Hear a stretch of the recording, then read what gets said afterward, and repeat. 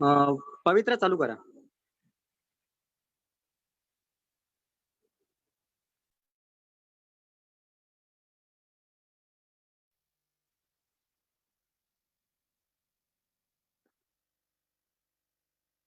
सभी को मैत्रीपूर्ण जय भीम। मेरी आवाज आ रही है ना सभी को? आवाज आ रही है, थोड़ा कम आ रहा है, थोड़ा जोर से बोलिए. क्या ओके, हेडफोन नजदीक लेके बोलिए. हेडफोन नहीं है। तो तथागत भगवान गौतम बुद्ध, महाकारुणिक डॉक्टर बाबा साहब अम्बेडकर और भंते संगरक्षित के प्रतिमा को मैं वंदन करती हूँ। और इस मालिका में जिसका विषय है बोधि धर्म, तो इस विषय के मालिका में मैं सभी धर्मचारी गण, धर्मचारिणी गण, सभी धम्म मित्र, सभी धम्म सहायक का स्वागत करती हूँ। इस प्रकार का विषय जो कि बोधि धर्म है या हमारे जो धर्म गुरु होके गए हैं, तो इस प्रकार का विषय जो है हमने कभी पढ़ा नहीं था।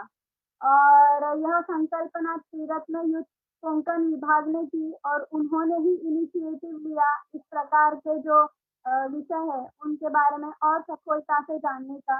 तो मैं त्रिरत्न युद्ध कोंकण विभाग का तहे दिल से पुण्यानुमोदन करती हूँ कि यह विषय उन्होंने लेकर हमें उसे और अच्छे से जानने का हमें संदेश दी है। तो और आज का जो सूत्र संचालन का जो मुझे जिम्मेदारी दी गई थी, तो उसके लिए भी मैं पुण्यानुमोदन करूंगी सभी का, त्रिरत्न कोंकण विभाग का, त्रिरत्न कोंकण विभाग का, ताकि मैं और अच्छे से कर पाऊँ। तो आज की जो कार्यक्रम की रूपरेखा है तो वो इस प्रकार होगी। सबसे पहले प्रास्ताविक होगी जो कि धर्मचारी श्वेत केतु देने वाले हैं प्रास्ताविक आज के विषय का।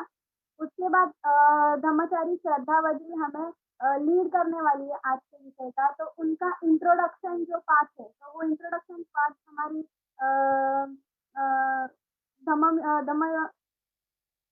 धम्म मित्र सुभाष कदम देने वाले हैं। पूजा होने वाली है तो वो पूजा धम्म मित्र अपूर्वा करने वाली है। और आभार प्रदर्शन जो होगा वो गीतांजलि करेगी, इस प्रकार होगा।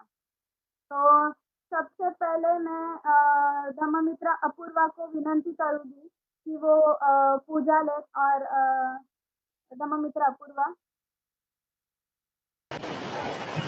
सबको मैत्रीपूर्ण जय भीम। त्रिचरण पंचशील।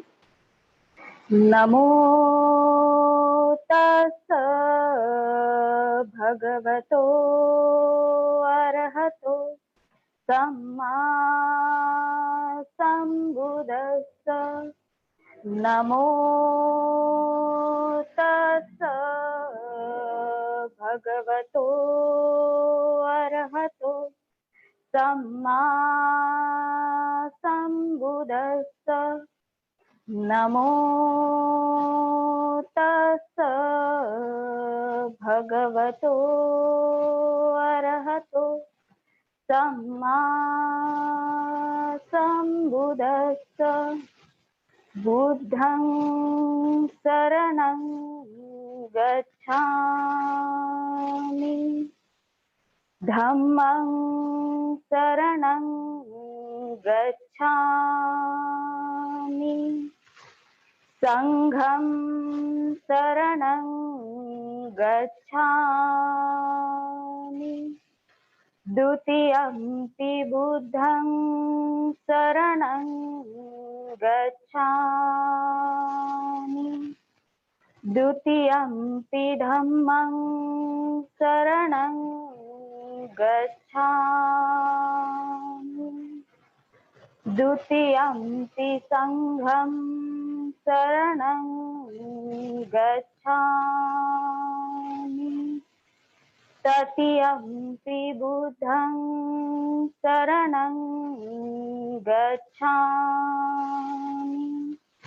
तृतीयंपि धम्मं शरणं गच्छामि, तृतीयंपि संघं शरणं गच्छामि। पाणातिपाता वेरमणि सिक्खापदं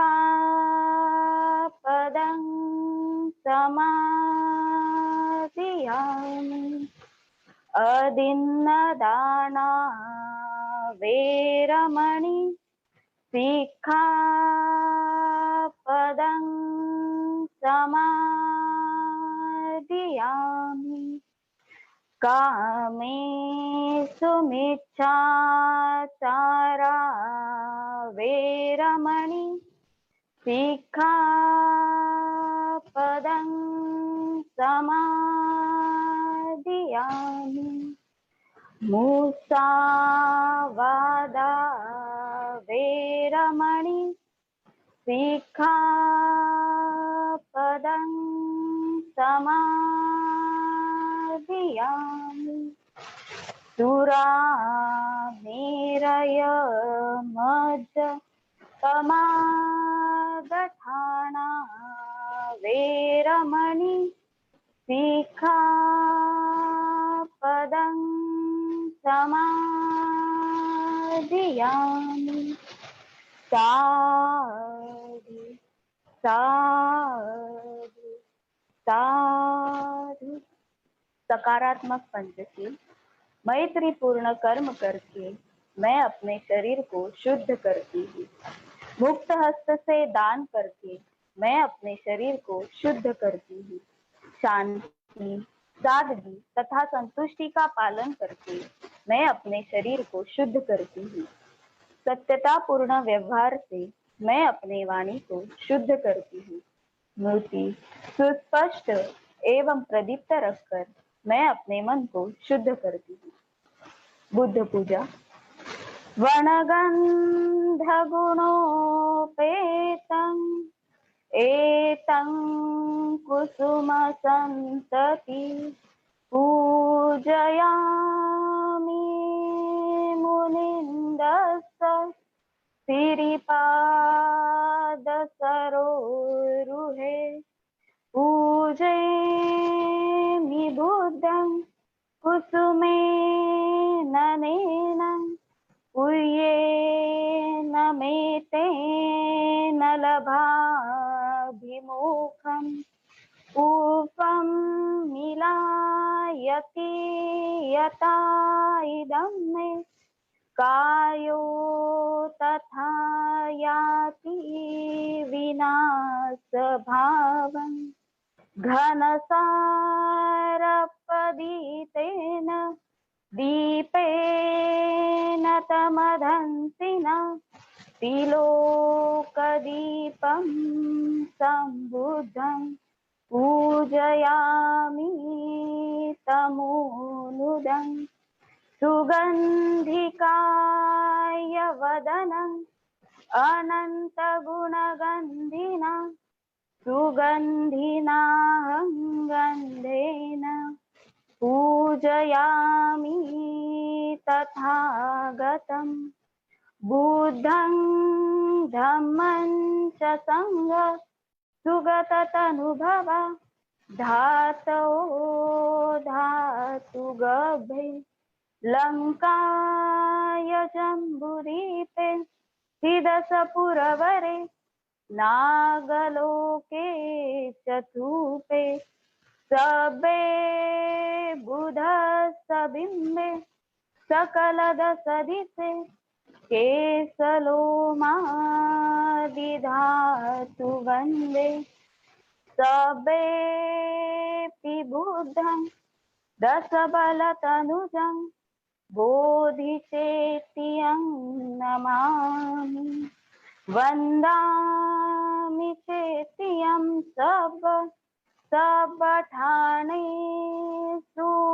सुपतिष्ठितं शारीरिकधातु महाबोधि बुद्धरूपं सकलं सदा। जय भीम।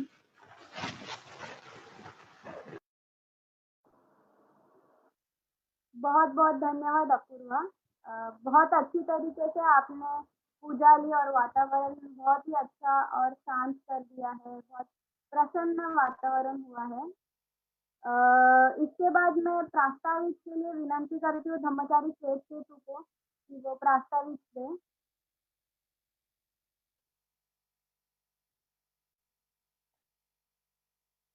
धर्मचारी श्वेत केतु।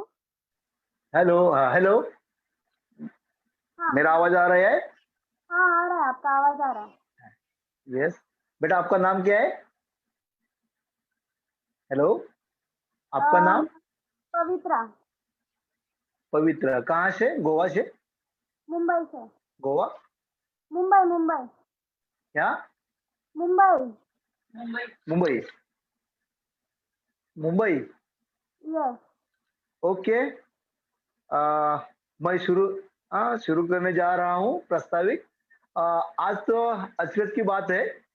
मुझे धम्मचर्य ज्ञान सरोवर जी ने कहा आप शुभेच्छा देने वाले हैं 5 मिनट में, तो आपने मेरा नाम पुकारा है, आप प्रस्तावना पेश कर जाने जा रहे हैं, तो कोई बात नहीं, मैं तो वैसे ही बोलने वाला आदमी हूँ। कुछ इधर उधर इर्द गिर्द कुछ छंद शब्द मैं बोलूंगा, आपके सामने पेश करूंगा। वैसे तो मुझे सभी जानकारी नहीं है प्रस्तावना के बारे में, लेकिन मैं कुछ शुभेच्छा देने वाला हूँ, उसी को आप प्रस्तावना समझ जाइए। मैं शुरुआत कर रहा हूँ। त्रिरत्न युद्ध कोकण विभाग से, यानी त्रिरत्न युद्ध भारत भर से ये पूरा प्रोग्राम चल रहा है। वैसे ही कुछ अलग अलग विंग है, जैसे कोकण विंग है, पुणे विंग है, मुंबई विंग है। वैसे हमारे इलाके में कोकण का ये त्रिरत्न युद्ध एक अविभाज्य घटक है, अंग है, यानी ये एक अच्छा काम करने वाली टीम है हमारे यहाँ। जैसे ब्रह्मचारिणी विद्यावर्धनी कोंकण की कोऑर्डिनेटर है, रीजनल कोऑर्डिनेटर है। ब्रह्मचारी श्रद्धादीप मेरे प्यारे दोस्त है। जैसे श्रद्धावती जी आज प्रवचन देने वाली है। हम देहरादून में एक साथ 10-12 दिन रहे हैं मेरी फैमिली के साथ। वो पहचानते मेरी फैमिली को भी, और मैं भी उनको अच्छे पहचानता हूँ। संघ में वो ऑलराउंडर व्यक्तिमत्व है, पर्सनैलिटी है। श्रद्धावती जी अच्छी लिखी पढ़ी, यानी ग्रेजुएट पोस्ट ग्रेजुएट भगिनी है। ब्रह्मचारी ज्ञान सरोवर जी, जिन चित्ता जी और हमारे दोस्त अक्षय अगुण मुंबई से, ये सभी मेरे भाई और बहन है संघ के। आज जिन्होंने पूजा की है वो मेरी प्यारी लड़की अपूर्वा शिंदे, धर्ममित्र अपूर्वा शिंदे, यानी दीदी रत्नागिरी से। अच्छी पूजा लिए आपने बताया है कि अब उन्होंने पूजा अच्छी लिया, माहौल बदल दिया है, यानी भावनिक इमोशनल माहौल किया है, यानी श्रद्धालु माहौल बना दिया है। तो यही सच है कि वो जब हमें देखती है, हमें सुनती है, मैं जैसी पूजा लिए उसका ही धागा सुनती है, उसका ही अनुकरण करती है, यानी अनुसरण करती है। जैसे ये प्रोग्राम ऐसा होता है कि कुछ लोग, कुछ बच्चे या तुम्हारे जैसे युवक युवती अनुसरण करते हैं, या यानी अनुकरण ही करते हैं। तो अनुसरण का मतलब है पीछे पीछे चलना। अनुसरण का मतलब है पीछे पीछे का चलना, यानी पीछे चलने का भाव होता है। जैसे महापुरुषों का अनुसरण करना है, उसका अनुसरण करने के बाद मनुष्य मनुष्य जीवन बहुत कुछ बेहतर बना सकता है। बाबा साहब के पीछे चलने अनुसरण करने के बाद जीवन बेहतर बना सकता है। बना ही गया है। बुद्ध का अनुसरण करने के बाद जीवन अच्छा बेहतर हो गया है। बंते जी का अनुसरण करने के बाद जीवन बेहतर अच्छा हुआ है। वैसे ही तुम्हारे सामने अभी बाबा साहब नहीं है, तुम्हारे सामने अभी बुद्ध नहीं है, या बनते ही नहीं है, तुम्हारे सामने हम लोग है, यानी धम्मचर्य है, धम्मचारिणी भगिनी है, या और ज्येष्ठ लोग जो फिलोसोफर है वो है, अच्छे अच्छे आचरण करने वाले लोग है। तो उसका ही आप अनुसरण करते हैं। और दूसरी बात है, दूसरी संज्ञा है, जैसा मैं अपूर्वा को आगे लेके जाऊंगा, कि अनुकरण करना। अनुकरण में पीछे करने का भाव होता है, यानी जैसे बच्चे बड़ों का अनुकरण करते हैं। जैसे बड़े लोग कैसे बोलते हैं, खाते कैसे है, दिखते कैसे है, कपड़ा कैसा पहनते हैं, ये उसका अनुकरण करना है। तो ये दोनों बात आपके लिए जरूरी है, अनुकरण करना भी और मेरे लिए खुशी की बात है। पहले तो उन्होंने देखा होगा अनुकरण करने का प्रयास किया होगा, आज वो अनुसरण करती है, ये खुशी की बात है। और यही शर्त है, यही ये फलश्रुति है, यानी बेनिफिट है, यानी हमारा क्रीम है कि आप लोग त्रिरत्न युद्ध के युद्ध से द्वारा कुछ क्रीम बाहर निकल आई है। जैसे आप जैसे क्या नाम है बोला आपका, मैं भूल गया। हेलो, आपका नाम? पवित्रा।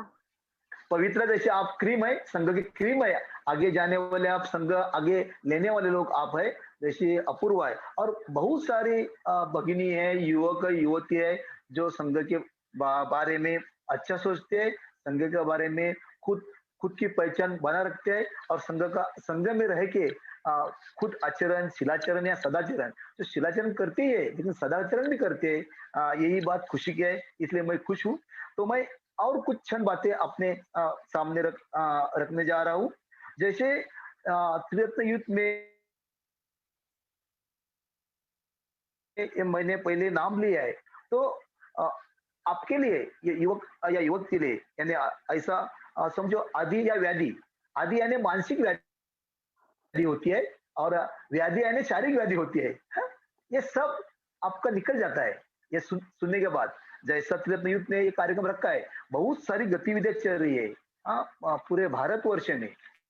मुझे पता नहीं वर्ल्ड में जैसी जहाँ मूवमेंट है वहाँ ऐसा युवकों के लिए कुछ है या मुझे पता नहीं है, लेकिन हमारे भारत में ये विंग बहुत बढ़िया अच्छा चल रहा है, जिसमें तरुण ब्रह्मचर्य है। जैसे हमारे यहाँ ज्ञान सरोवर है, जैसे बम्बई में अक्षय गुण है, गोवा में जिन चित्त है, ये बहुत तरुण है। जैसे हमारी भगनी विद्यावर्धिनी सदा दिव्य तरुण है, यंग जनरेशन है, और वो आगे जाने के लिए बहुत तैयार है, बहुत मैत्रीपूर्ण बोलते हैं, लिखते हैं, गाते हैं, आपके साथ बर्ताव करते हैं। इतना ही नहीं है, तो ममतापूर्ण व्यवहार करते हैं, उनकी वाणी मृदु होती है, और यही ये कार्यक्रम का फलित है, ये गतिविधि का फलित है। आप जैसे ममता जैसे लड़कियां, ममता जैसे भक्त, ममता जैसे साधक जब संघ में आते तो वो फॉलो करते हैं, जैसा मैंने पहले ही बताया, अनुसरण करते हैं। और यह त्रिरत्न युद्ध की क्या है, फलश्रुति है, यह कार्यक्रम का एक महत्वपूर्ण अंग है, कि कार्यक्रम का उद्देश्य है कि आप लोग अनुसरण करने के लिए आगे आना चाहिए, और वो होने जा रहा है। जैसे कुछ मालूम नहीं होता है कर्मेंद्रियों से प्राप्त ज्ञान, जैसे जल में आप तैरते हैं, नदी में आप तैरते हैं, पानी में आप तैरते हैं, तो अनुभव आता है। तो जैसे ये कर्मेंद्रिय का ज्ञान है, अनुभव है, वैसे ही ज्ञानेन्द्रिय का भी अनुभव होता है ना। कान है, नाक है, आंख है, जैसा जीवा है, इसे कुछ ज्ञान मिलता है, वो भी सुखकारक होता है, और उसके बदलने का प्रयास, हाँ, जैसे तुम्हारे आदर्श है, जैसे तुम्हारे हीरो है, आइडल है, जैसे श्रद्धा वजीर है, मैंने पहले ही नाम बता दिया है। ये लोग वो सुख की व्याख्या बदल सकते हैं। तुम्हारी चाह, तुम्हारे आवड, तुम्हारी दिलचस्पी हर बार बदलते रहते हैं, और आप भी उसका अनुसरण करते हैं और अनुकरण करते हैं। यही ये कार्यक्रम का फलित है।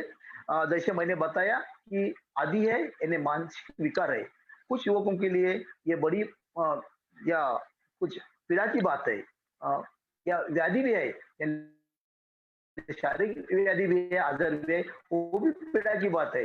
उसे ध्यान नहीं लगता, कुछ दिलचस्पी नहीं रखती। तो इस कार्यक्रम से तरुण या युवकों की दिलचस्पी रखती है, आवड़ जारी रखती है, और कुछ करने का प्रयास करते हैं, यानी बहुत सारा प्रयास उनको आगे जा रहा है। इस जो गतिविधियां हो रही है, ये वातावरण माहौल तैयार किया है, तो मैं सभी को बधाई दे रहा हूँ। जैसे 4 प्रकार के भक्त होते हैं, यानी स्टूडेंट होते हैं, कि ज्ञान प्राप्त करने वाले, दुखी ज्ञानी होता है जो स्टूडेंट होता है, कि वह भाविक होता है, जैसे जिज्ञासु भाविक होता है, जैसे अर्थार्थी भाविक होता है, और ज्ञानी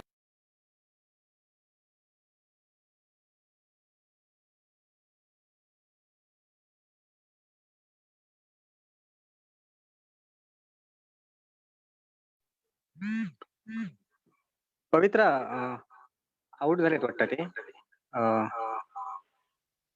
कंटिन्यू करा. ओके, ठीक है।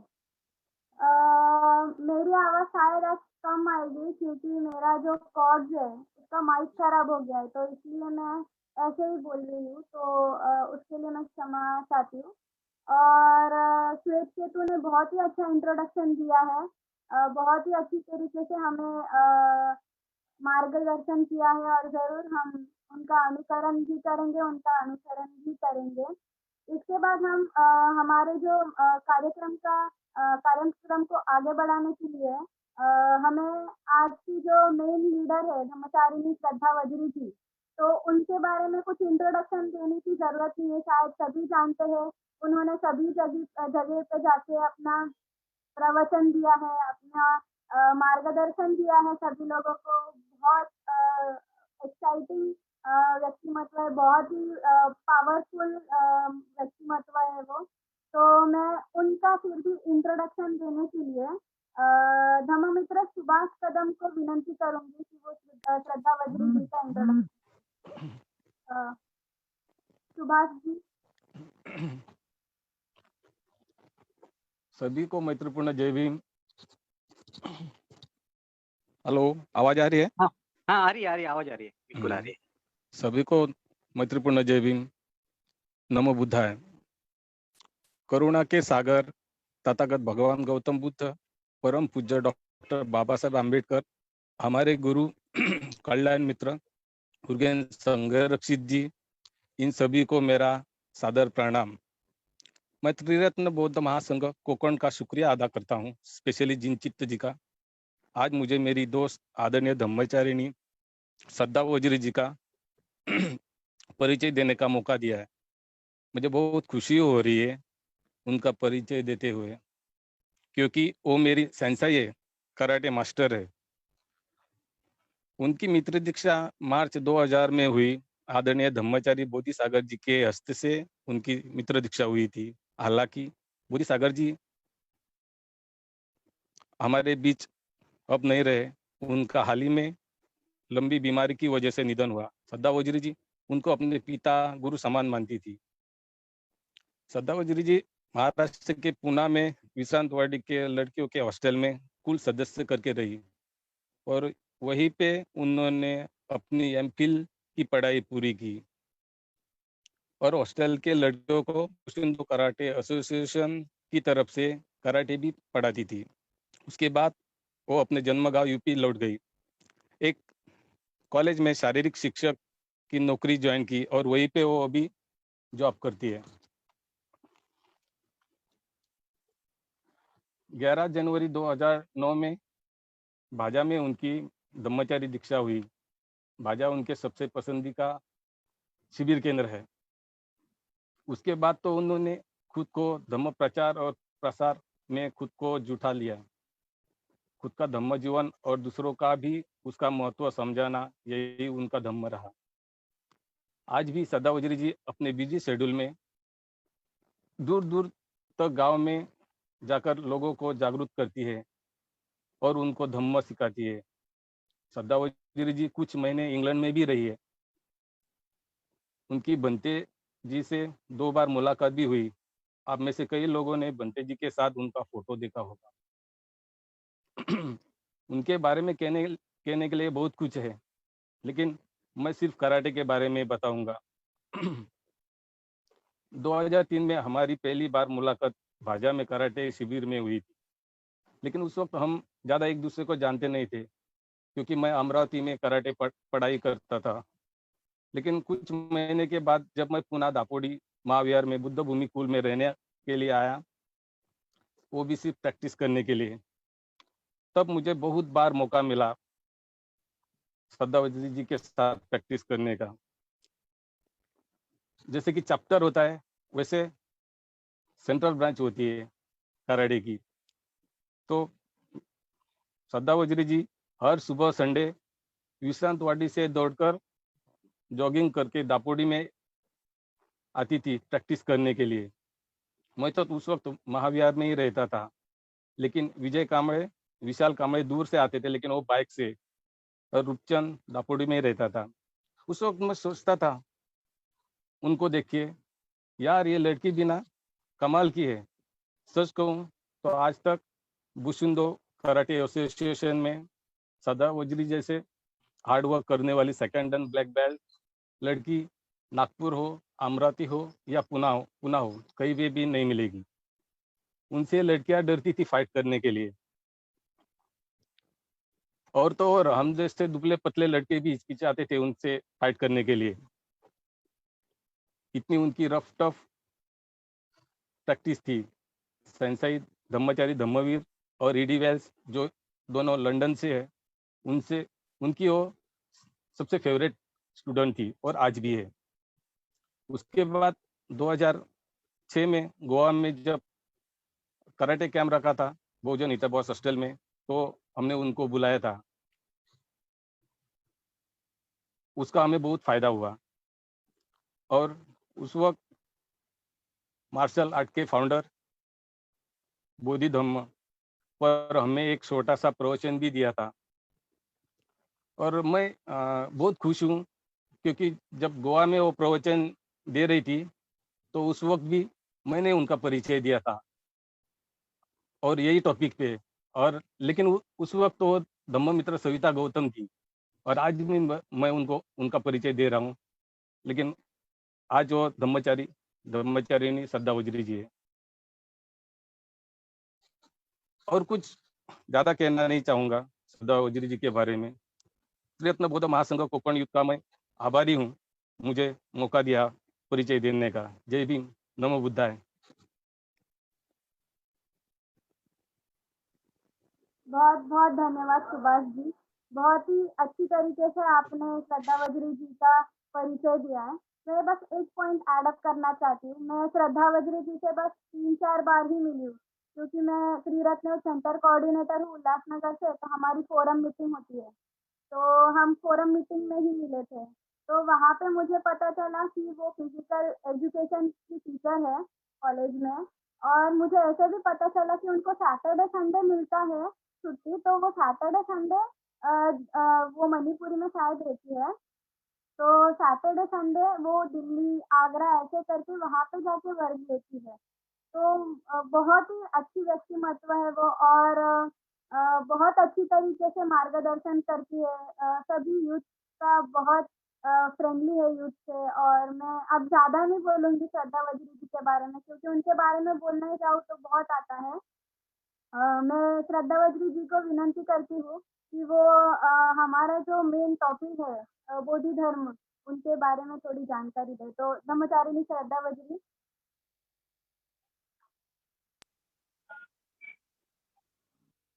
बहुत बहुत धन्यवाद पवित्रा, बहुत बहुत धन्यवाद। तो आज के इस कार्यक्रम में उपस्थित सभी आदरणीय श्रोतागण, जिसमें आज की संचालिका आदरणीय धम्ममित्र पवित्रा, और आज का जिन्होंने प्रस्तावना आदरणीय धम्मचारी श्वेत केतु जी, मेरा परिचय देने वाले आदरणीय धम्ममित्र सुभाष कदम जी, और जिन्होंने बहुत अच्छी पूजा ली ऐसी धम्ममित्र अपूर्वा सिंधे जी, मैं आप सभी का बहुत बहुत धन्यवाद देती हूँ। आप सभी को नमो बुद्धाय, जय भीम।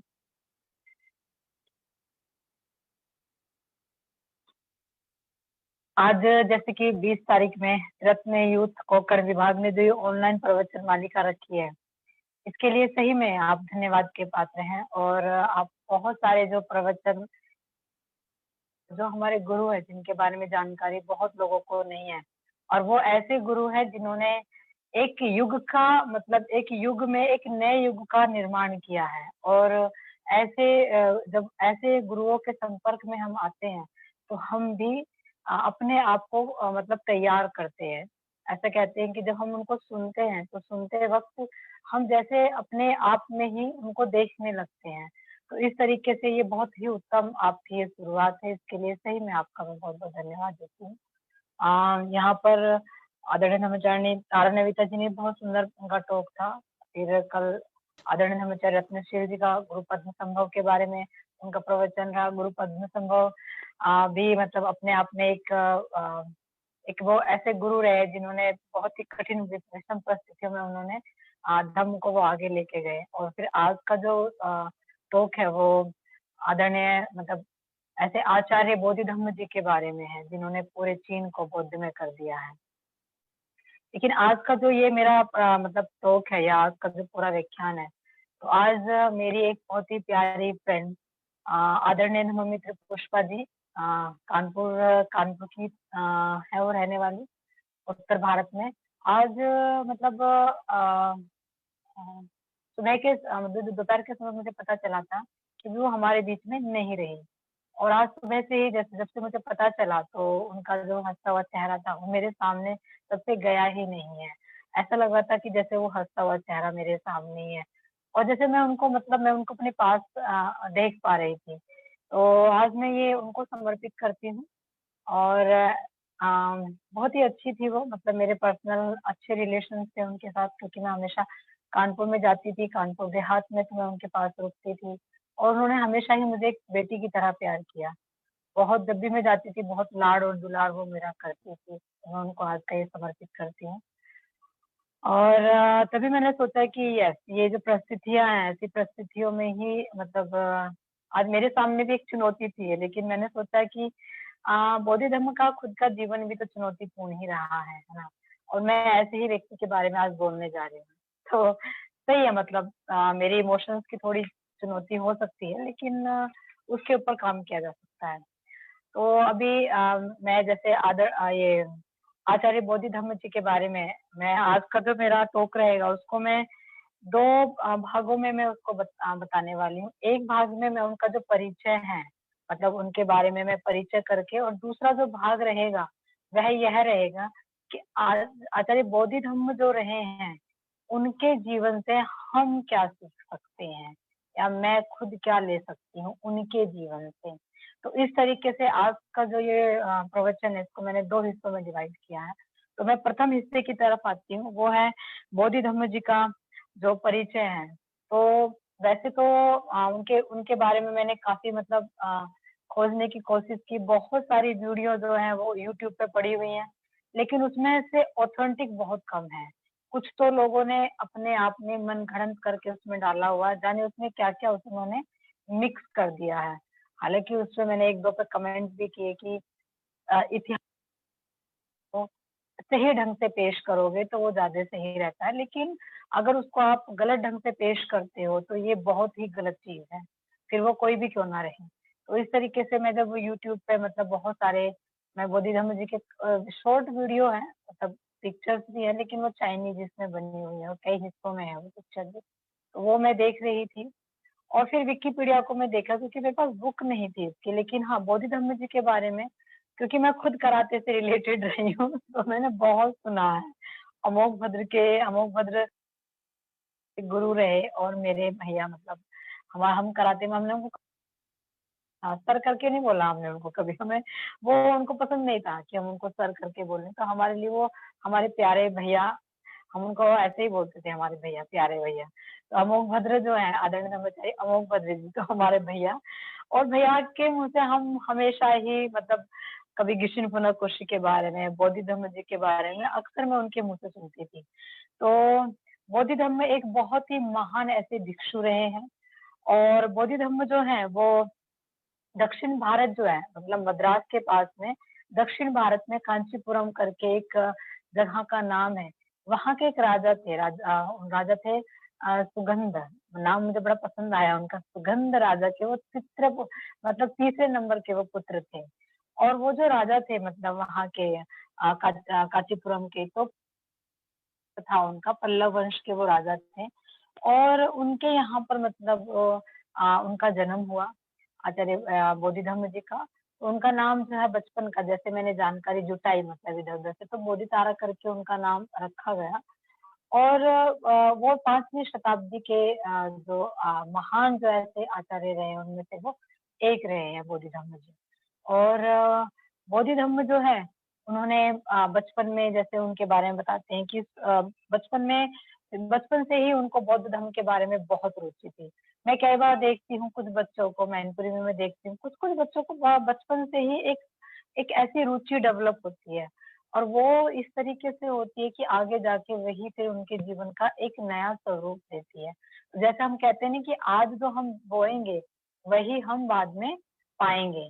तो आज आपने अगर अपने मन में जो बीज लगा लिया, मतलब अगर आपने अच्छाई का बीज अगर अपने मन में लगा लिया, तो कल जाके वही चीज़ आपके पास होगी। तो वैसे ही बोधि धम्म जो है, बचपन से ही वो मतलब बौद्ध धर्म के प्रति वो आकर्षित थे, और 7 वर्ष की अल्प आयु में ही उन्होंने घर छोड़ दिया, और वो बौद्ध जो विहार है वहाँ जाके वो रहने लगे। और फिर जो भिक्षु हैं उनके संपर्क में आने से उनका उनका और अभ्यास हुआ, और इस तरीके से वो बहुत ही मतलब उन्होंने सभी जो बौद्ध धर्म की जो खास जो ऐसी ट्रेनिंग है, उस ट्रेनिंग में वो ट्रेंड हुए।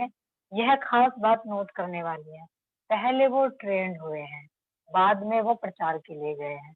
हम गलती कर देते हैं, हम पहले ट्रेनिंग नहीं देते और प्रचार के लिए निकल जाते हैं और फिर कुछ दिनों बाद हताश होकर बैठ जाते हैं। मैं अक्सर लोगों से कहती हूँ, एक बार ट्रेनिंग तो ले लो, एक बार ट्रेनिंग तो ले लो, ट्रेनिंग में तो आ जाओ, थोड़ा ट्रेन तो कर लो। तो ट्रेनिंग अपने लिए होती है।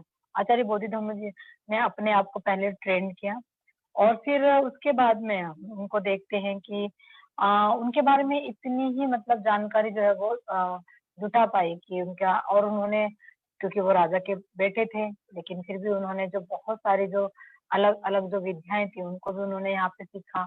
बहुत सारी चीजों से वो अवगत हुए और क्योंकि विलक्षण प्रतिभा के वो धनी थे और उनका बहुत इंटरेस्ट, ध्यान में उनका बहुत इंटरेस्ट था। हालांकि मैं अक्सर कहती ही हूँ कि बुद्ध का जन्म जो है वो ध्यान से ही हुआ है, लेकिन अफसोस है कि हमारे हमारे बहुत सारे जो लोग हैं वो ध्यान से ही जी चुराते हैं और बाकी की चीजें करना चाहते हैं, लेकिन जिस चीज को आप करना चाहते हैं उसकी शुरुआत जो है वो मेडिटेशन नहीं कर सकता है ना। ध्यान जो है वही एक बोधिसत्व को जन्म देता है और ध्यान जो है वही एक बुद्ध को जन्म देता है। इसी ध्यान से ही बाबा साहब का जन्म हुआ है, बोधिसत्व का जन्म हुआ है ना। जन्म तो हो गया राम जी राव के यहाँ, लेकिन बोधिसत्व का जो जन्म है वो बहुत कठिनाइयों से होता है। तो वैसे ही वो भी जो है वो कठिन ऐसी साधना से जन्म होता है, उसका समाधि से जन्म होता है उस बोधिसत्व का। तो बोधि धर्म जो है उनको बचपन से ही ध्यान का बहुत मतलब ध्यान में वो बहुत उनकी रुचि थी। तो बहुत ही श्रद्धावान ऐसे मतलब बौद्ध धर्म के एक भिक्षु हैं। और फिर उन्होंने उनके जो गुरु थे महाकाश्यप, तो महाकाश्यप से उन्होंने बहुत सारे जो ट्रेनिंग उनकी हुई, एक प्रकार से उसको मैं ट्रेनिंग ही कहती हूँ कि ट्रेनिंग जो हुई वो बहुत महाकाश्यप के से उनकी ट्रेनिंग हुई।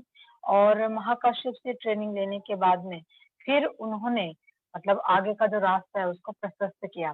मैं उनके बारे में बहुत मतलब बहुत जो उनका, वैसे तो आप विकिपीडिया पे ये सारी चीजें पढ़ सकते हैं आप जाके, लेकिन थोड़ा थोड़ा मैं बताने की कोशिश कर रही हूँ उनके बारे में कि फिर उन्होंने मतलब बोधि धम्म जो है फिर वो चीन जाते हैं। ये है यही मतलब उनके जीवन की बहुत बड़ी घटना है कि भारत में वो जितने साल रहे, लेकिन 22 वर्ष की अवस्था में वो चीन चले गए थे, बहुत ही युवा, बहुत ही युवा।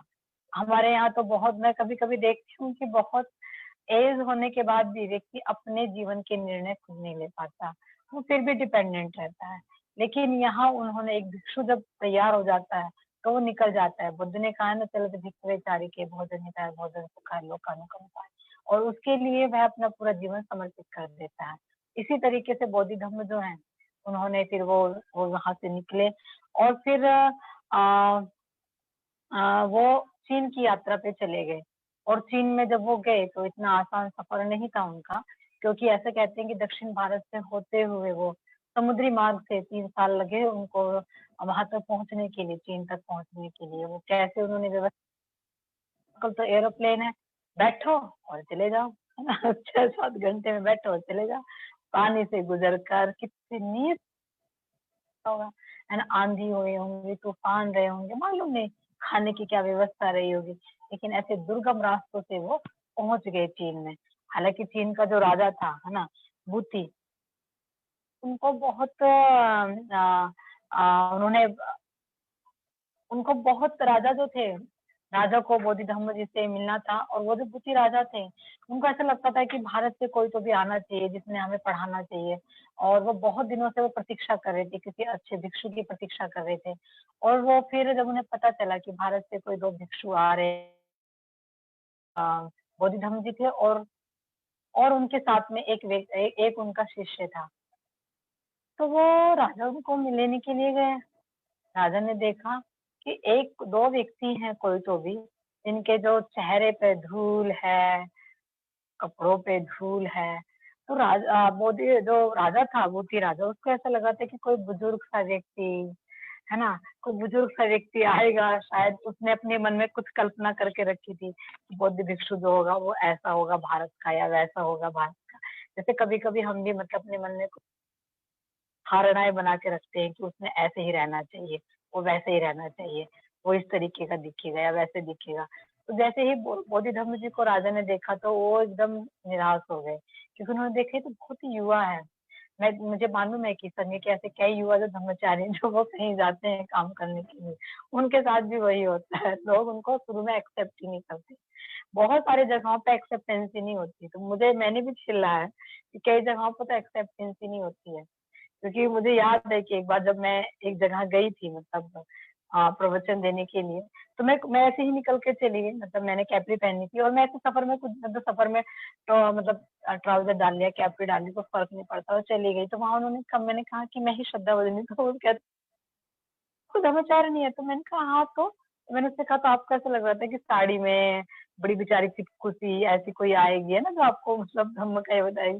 लेकिन बाबा साहब का जो नया जो धम्म सेवक है, वो आपके जैसा दिखता है, लेकिन शिलाचरण की दृष्टि से कोई फर्क नहीं है। तो कई बार मतलब हम अपने मन में कुछ कभी इस तरीके की चीजें बना लेते हैं और इस तरीके की हम धारणाओं को लेकर के चलते हैं, तो धारणाओं पे चोट डाली बोधि धम्म ने। पहला जो संपर्क रहा तो राजा तो निराश हो गया था उनको देख करके। फिर राजा को फिर भी लगा कि चलो ठीक है, क्योंकि वो जो राजा था उसने बहुत सारा काम किया था, उसने बहुत सारे बौद्ध विहार बनवाए थे, उसने बहुत सारे ऐसे मतलब ट्रांसलेटर रखे थे, बहुत सारे लोगों को उसने तैयार किया चीन में। वो मतलब बौद्ध धर्म पे वो बहुत श्रद्धा रखता था, लेकिन वो जो सारे काम कर रहा था वो इसलिए कर रहा था ताकि उसको पुण्य मिले, वो पुण्य के लिए काम कर रहा था। तो राजा जो था उसको वो हर एक काम का लेखा जोखा रखता था कि मैंने क्या किया है ना। कभी कभी लोग हर एक काम का लेखा जोखा रखते हैं, तो वो जो लेखा जोखा कई बार होता है, तो मुझे तो मतलब मैं कई बार लोगों से बोलती हूँ लेखे जोखे के लिए काम कर रहे हैं, काम करने के लिए काम कर रहे हो, तो मतलब दिखावे के लिए काम कर रहे हैं, काम करना है इसलिए काम कर रहे हैं। तो वो जो राजा होता है मतलब उसका इंटेंशन गलत नहीं होगा, बहुत बहुत ही अच्छा वो राजा था, क्योंकि वो बहुत श्रद्धावान था। तो वो जो है बोधि धर्म से वो मिलता है, तो फिर बोधि उनको लगता है कि उनसे कुछ प्रश्न जो है वो बोधि धर्म से पूछते हैं, और वो पूछते हैं कि पुण्य क्या है, पाप क्या है, इस तरीके के वो कुछ क्वेश्चन पूछता है। तो वो जो बोधि धर्म जो वहां बोलते हैं, तो बोलते हैं सब पापस्य करण कुशलस्य उपसंपदा सचित्त परियोध एतंग बुद्धान। हालांकि विकिपीडिया पे नहीं दिया है, लेकिन जब राजा उनसे पूछता है ना, तो तब वहां पर वो यही कहते हैं, तो वो राजा तो बोलता भी है कि इस बात को तो जरा सी बात को तो कोई भी मतलब जो है वो कंठस्थ कर सकता है, तो इस बात को मतलब कोई भी छोटा बच्चा भी कंठस्थ कर सकता है, लेकिन वो राजा 60 साल का होता है। तो बोधिधम्म बोलते हैं कि 60 साल का व्यक्ति भी यह गारंटी नहीं दे सकता है कि वो चित्त की जो परिशुद्धि है, उस परिशुद्धि उसकी हो गई है। तो चित्त की मतलब उसका मतलब है सब पापस्य करणम, जो जितने भी अकुशल कर्म है, नकारात्मकताएं कह दो, नेगेटिविटी कह दो, उसको पाप कह दो, शब्दों पे अटक जाते हैं, तो उसको हम नकारात्मकता कहते हैं, नेगेटिविटी कहते हैं अपने मन की। वो सारा जो नकारात्मक है, जो जो ना खुद के हित का है ना दूसरे के हित का, ऐसा जो कुछ हम करते हैं वो अकरणीय है ना। वो अकरणीय है, वो करणीय नहीं है। तो सब पापस से अकर्ण है, कुशलस्य उपसंपदा। तो हमने जो कुछ अच्छा है उसको हमने करना चाहिए, कुशलस्य उपसंपदा। सचित्त परियोधपन है ना, चित्त जो है उसका हमने क्या करना चाहिए, तो चित्त का हमने प्रयोजन करना चाहिए, उसको बढ़ाना चाहिए, मतलब चित्त की शुद्ध एतंग बुद्ध अनुशासन, और यही बुद्ध का अनुशासन है, यही बुद्ध ने बताया है। तो बुद्ध ने यही तो बताया, चित्त की परिशुद्धि करना ही तो बुद्ध ने बताया है।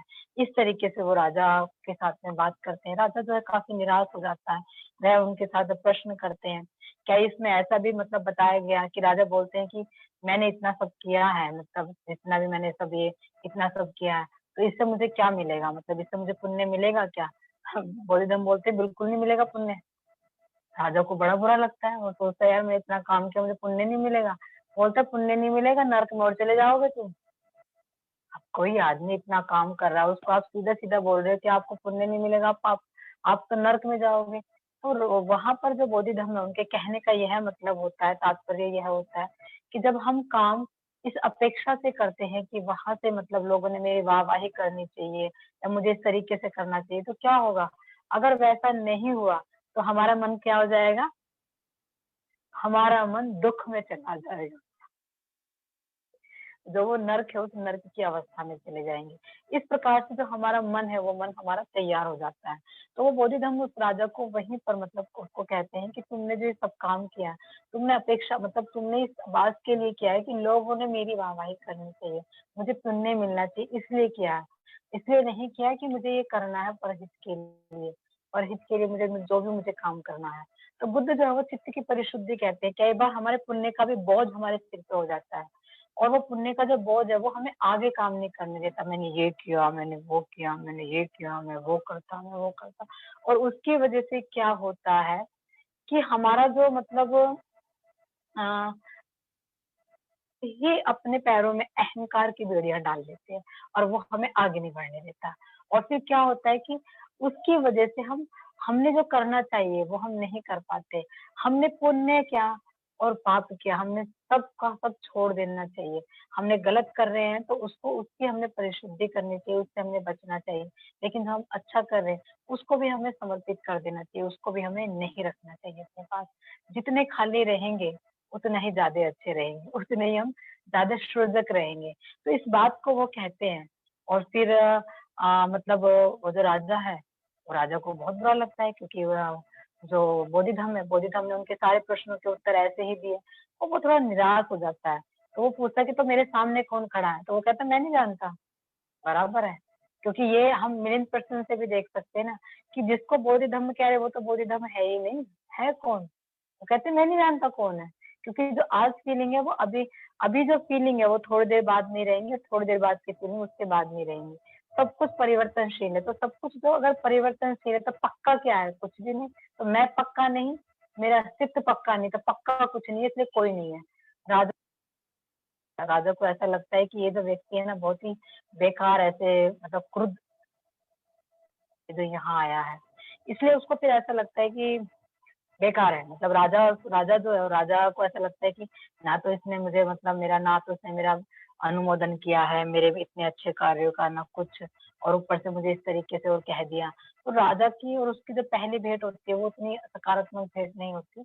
और राजा को उससे काफी मतलब जिसे कहते हैं कि निराशा हुई और बोधिधम्म जी से मिलने के बाद में। उसके बाद जब वो वहां पर जाते हैं, और घटना हुई कि मतलब अ, जब वो चीन की तरफ जा रहे होते तो एक एक वो गाँव में गाँव पड़ता है। उस गाँव में जब वो वहाँ कुछ दिन रहते हैं, तो वहाँ पर पहले से ये कह दिया जाता है कि यहाँ पर मतलब अभी महामारी आने वाली है या फिर कुछ बहुत बुरा होने वाला है।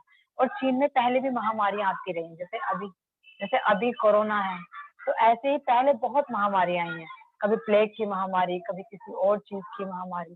तो अलग-अलग समय पे अलग-अलग महामारियाँ आई हैं। उस वक़्त भी जो है, उस वक़्त भी महामारी आई थी। 1 मिनट रुकिए, नीचे में मतलब मेरे यहाँ बहुत आवाज़ें हो रही हैं, मैं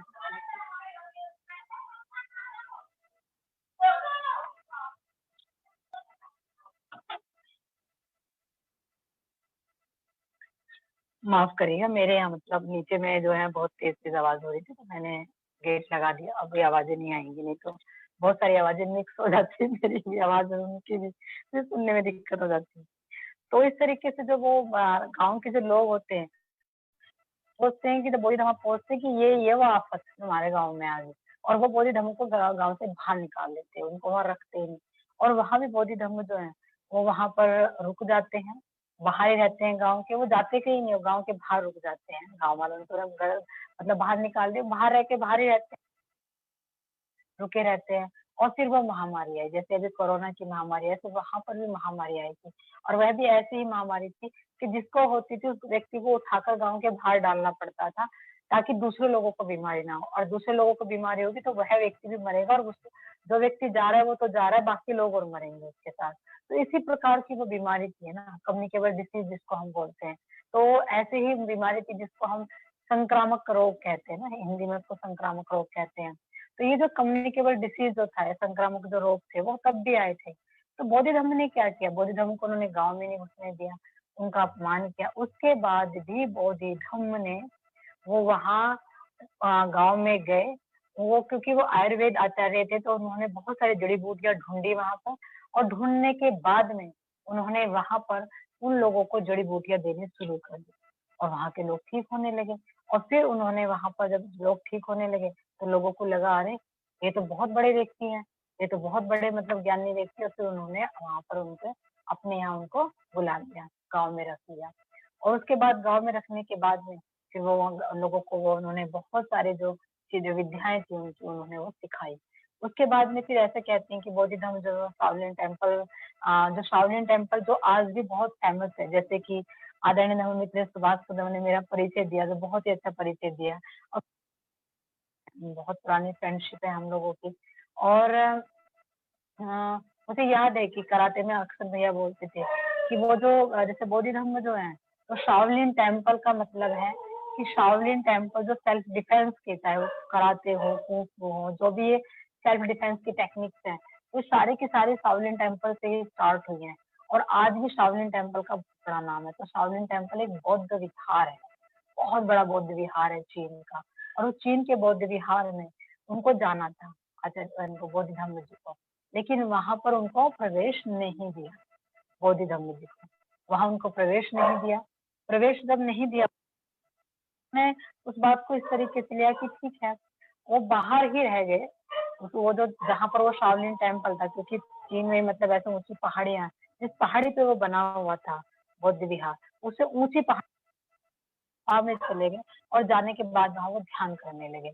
और ध्यान जब करने लगे तो 9 साल तक बिना बोले मौन में रहकर, और ऐसे पीठ पीठ मतलब दीवार की तरफ मुंह करके उन्होंने लगातार उन्होंने क्या किया, ध्यान किया 9 साल तक।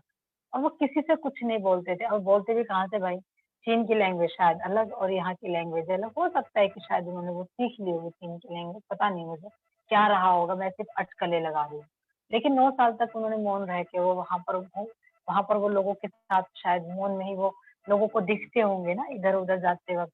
क्योंकि जब कोई व्यक्ति इस तरीके से ध्यान साधना करता है तो दूर से ही सही मगर दिख जाता है। मुझे याद है कि जब भाजपा में कभी कभी हम शिविर को जाते हैं, मेरे बहुत सारे फ्रेंड यहाँ, तो दूर से वो हमारी कुटिया दिखती है, जो कि एक वहाँ पर कोई व्यक्ति एकांतवास करता है, तो जब पता होती है कि वो वहाँ एकांतवास कर रहा है, वहाँ वो रह रहा है, तो वो एक प्रकार से ना वो मतलब उसके अस्तित्व का बहुत बड़ा एक ये रहता है, मतलब अवेयरनेस रहती है ना, उसके अस्तित्व की एक जागृति हम लोग रखते हैं कि वो वहाँ है। क्योंकि मैंने भी वहाँ किया और कई सारे धर्माचार्यों ने भी किया, धर्माचार्यों ने भी किया, तो उनके अस्तित्व की वो मतलब वो जानकारी रहती है। वो कई बार दूर से दिख जाते थे, बाहर निकलते वक्त या कुछ ऐसे होते हो तो हम बोलते थे कि शायद वो निकले होंगे, कभी कभी ऐसे इसमें कैसे होता था।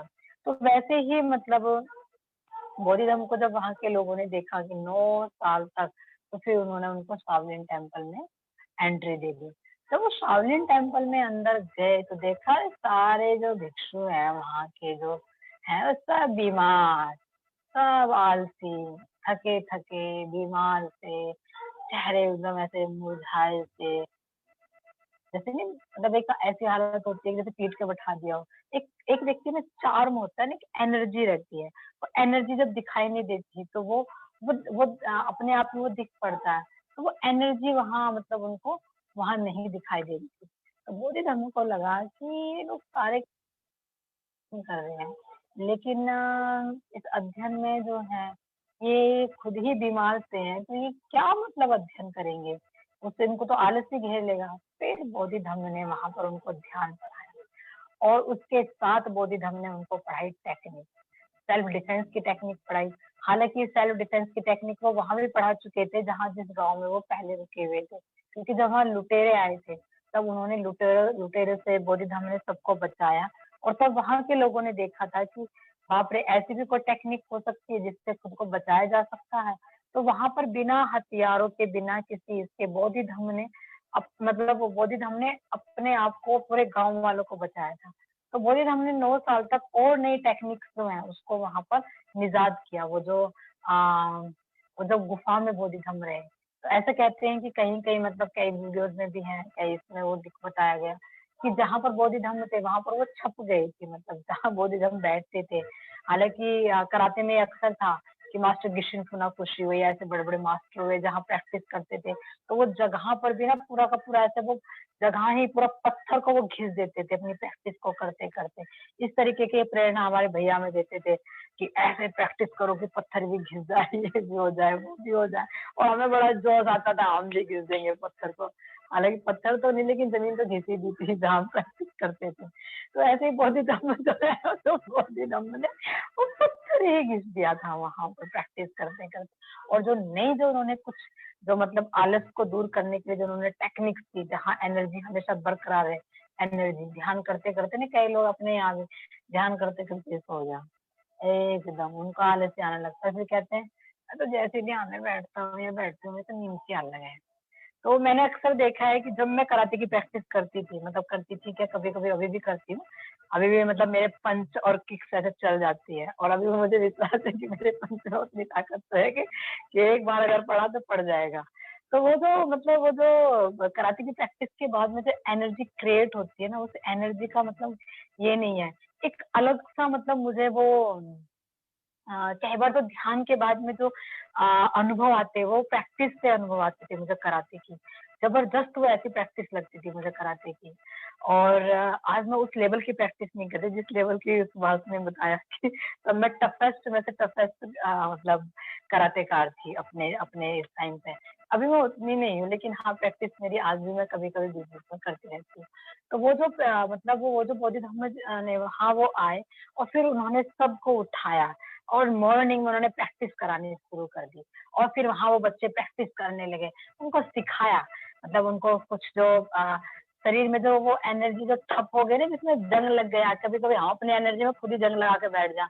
आजकल के बच्चे क्या करते हैं, सुबह उठेंगे नहीं और फिर क्या करेंगे, उसके बाद जब उठेंगे तो ऐसे ऐसे लगते हैं जैसे अभी सोने जा रहे हैं या सो के उठे हैं, मतलब कुछ पता ही नहीं चलता, इतने आलसी दिखती है, एनर्जी नहीं दिखती है, तो जैसे एनर्जी दिखनी, उनको बहुत एनर्जेटिक किया, वहाँ पर उन्होंने सिखाया, उनको सारी आर्ट सिखाई, और फिर वो जो लोग हैं उन सभी ने फिर वहाँ पर वो जो सेल्फ डिफेंस की जो टेक्निक्स हैं वो वहाँ पर शुरू हुई। आज भी शाओलिन टेम्पल के निकले हुए जो गुरु होते हैं, उनका पूरे विश्व आज भी आज भी वो इतनी हार्ड उनकी ट्रेनिंग होती है, किसी भी व्यक्ति को वो सहजता से एंट्री नहीं देते अपने शाओलिन टेम्पल में। सालों साल व्यक्ति को वेट करना पड़ता है शाओलिन टेम्पल में प्रशिक्षण के लिए। इतनी सरल प्रशिक्षण नहीं है वहाँ। उसके पहले वो ध्यान का प्रशिक्षण लेते हैं उनका, कि वो तैयार भी है कि नहीं है। एक बार भैया हमें कहानी बताते थे कि एक व्यक्ति जो है ना, ध्यान मास्टर, ध्यान मतलब करा इसको ध्यान को चीन में, चाइना में झेन झेन संप्रदाय बोलते हैं, मतलब ध्यान, वहाँ पर उस ध्यान को वो झेन बोलते हैं। तो झेन मास्टर जो होते थे वो मतलब इस तरह के होते थे कि उनकी एक अलग ही टेक्निक्स होती थी। तो भैया बताते थे कराटे में कि एक बार एक व्यक्ति जाता है वहाँ पर टेम्पल के बाहर और बैठ जाता है। गुरु बोलते हैं काय के लिए आया है? तो बोलता है कि मुझे मुझे ध्यान सीखना है। तो बोलते हैं ध्यान सीखना है तुझे? हाँ। कैसे ध्यान सिखाते? जा यहाँ से, भाग यहाँ से। तो वो तो बोलते हैं नहीं, मुझे ध्यान सीखना ही है। तो बोलते हैं अच्छा तुझे ध्यान सीखना है, भागना मत फिर यहाँ से। तो फिर बोलते हैं कि ठीक है। अब वो उसको अंदर एंटर तो ले लेते हैं। अब जब भी बेचारा वो कुछ काम करे, गुरु आता था पीछे से डंडी मार के चला जा, कभी चाटा मार के चले जा, कभी गुट्टू मार, कभी ऐसे पंच मार के चला जा। वो बड़ा दुखी हुआ, बोला मैं जरा सा सस्ताता हूँ काम करके, गुरु मुझे के चला जा। धीरे धीरे वो अवेयर होने लगा, धीरे धीरे वो अवेयर होने लगा, धीरे धीरे मतलब हर चीज से अवेयर होने लगा। फिर वो उसका गुरु को पता चल गया, अभी दिन में अवेयर रहता है, दिन में इसकी अवेयरनेस जो है वो डेवलप हो गई है। तो गुरु क्या करने लगा, अब जैसे को पीटने लगता, जैसे नींद आई तो पीटने लगता। अब एक बार उसने भागने की कोशिश की तो गुरु ने कहा कहाँ जा रहा है, अब तू कहीं नहीं जा पाएगा, रुक यही, अब तुझे ध्यान सीखना है। तो वो व्यक्ति जो है ना, वो बोलता है कि ये ना तो मुझे जाने दे रहा है और जबरदस्ती रोक के रखा है, और मुझे मुझे कुछ बताता है। वो कुछ नहीं, सिर्फ अभी तो उसको तैयार कर रहा था उसका गुरु। और फिर वो जो मतलब वो जो सीखने के लिए जो वो व्यक्ति आता है, तो हो जाता है कि वो रात के अंधेरे में भी वो अवेयर रहने लगा, और फिर वो हवा की सरसराहट से अवेयर रहने लगा। और फिर एक दिन जब गुरु आते हैं, बहुत दबे पैर आते हैं, और जैसे ही वो उसको मारने के लिए करते हैं, तो वैसे ही वो हाथ पकड़ लेता है और कहता है कि नहीं। तो वो कहता है गुरु कि चल अब तू तैयार हो गया, अब कल से आ जाना ध्यान पढ़ने के लिए। तो इस प्रकार से ध्यान मास्टर होते थे। अब आप समझ सकते हो कि ध्यान मास्टर मतलब कितने टफ होते थे। वो ऐसे नहीं ध्यान पढ़ाते जैसे अपने आ जाते हम कहते चल भैया पढ़ ले ध्यान, तो ऐसे ध्यान नहीं पढ़ाते थे। वो तो पहले ट्रेनिंग लेते थे, उसके बाद ध्यान पढ़ाते थे। तो इस प्रकार की हार्ड ट्रेनिंग वो देते थे। तो वैसे ही ये जो संप्रदाय है, जैन संप्रदाय जो, इसको बौद्धिज्म ने शुरुआत की, और वहां पर वो जो सारे के सारे जो वहाँ के जो उस विहार में जो रहने वाले जितने भी अनुयायी थे, उन सभी अनुयायियों को उन्होंने एक प्रकार से ऐसे एनर्जेटिक कर दिया। आज भी देखो ना, चीनी जो भिक्षु होते हैं बड़े एनर्जेटिक लगते हैं, बहुत ही एनर्जेटिक रहते हैं वो, तो ऐसे डर डर नहीं लगते, वो काम में एकदम एक्टिव दिखते हैं। तो यह है बोधि धम्म की ही देन है। उसके बाद में जो बोधि धम्म है, तो बोधि धम्म ने फिर वहां पर ऐसे कहते हैं कि उनके जो प्रथम जो उनका उत्तराधिकारी था, जो उनका शिष्य था, वो सैंकांग था। सैंकांग उनका प्रथम शिष्य बना। उसके बाद में उनके 5 शिष्य थे, उसमें से एक उनकी शिष्या थी, वह फीमेल थी, तो फीमेल एक थी उनकी शिष्या। और आज हम जब चीनी कभी लड़के नहीं ऐसे सक सक सक सक करने वाले, लड़कियां भी ऐसी तेज होती हैं, एकदम मार डालती हैं। ऐसे नहीं करती कि भाई मेरे मुझे बचाने के लिए कोई और आएगा, वो खुद अपनी सुरक्षा करना जानती है। इस तरीके की वहां पर गर्ल्स उनकी ट्रेंड होती हैं। तो वहां पर ये सारी की सारी देन जो है ये गुरु की है। मोदी धम दिखने में बहुत कठोर लगते थे, लेकिन अंदर से वो उतने ही करुणावान थे। उनकी शैली कठोर थी, मगर जो उनका हृदय था वो उतना ही मृदु था। जिंदगी में उनको जिन जिन लोगों ने भी कठिनाइयां दी, उन सभी का उन्होंने भला किया, उन सभी के भले के लिए वो लास्ट तक काम करते रहे। ये इस प्रकार के जो गुरु होते हैं, मतलब जो बौद्ध गुरु हैं, सही में उनका जीवन जो है वो धन्य होते हैं। और अभी मैं मतलब आती हूँ उनका जो दूसरा है, और बीच बीच में मैं उनके बारे में बताऊंगी।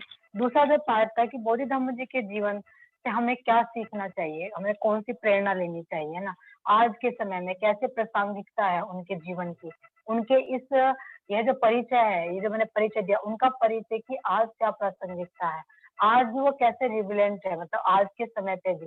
तो हम देखते हैं कि बोधि धम्म जो है, जैसे मैंने कहा कि जैन संप्रदाय की उन्होंने स्थापना की, तो वहां पर पहली बार उन्होंने यह बताया कि ये जो मतलब धम्म जो है वो शब्दों में नहीं है। हम लोग देखते हैं ना, धम्म को लोग कई बार शब्दों में समझते हैं, वो सोचते हैं किताब पढ़ने से धम्म है। नहीं, धम्म सिर्फ किताबें पढ़ने से नहीं, धम्म अनुभव लेने की चीज है।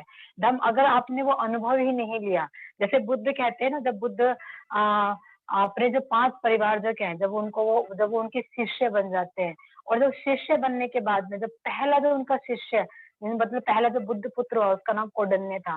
तो कौंडिन्य को जब ने भी जब अपने इस आवागमन के इस मतलब आश्रय की तरफ चले गए, बोधि की तरफ जब वो मतलब अग्रसर हुए, और जब बुद्ध ने मतलब कुछ पूछा, और जब उन्होंने कौंडिन्य ने उसका वैसे ही उत्तर दिया, तब बुद्ध कहते हैं कि कौंडिन्य, अब ये मेरा अनुभव नहीं रहा, अब ये आपका अनुभव हो गया है।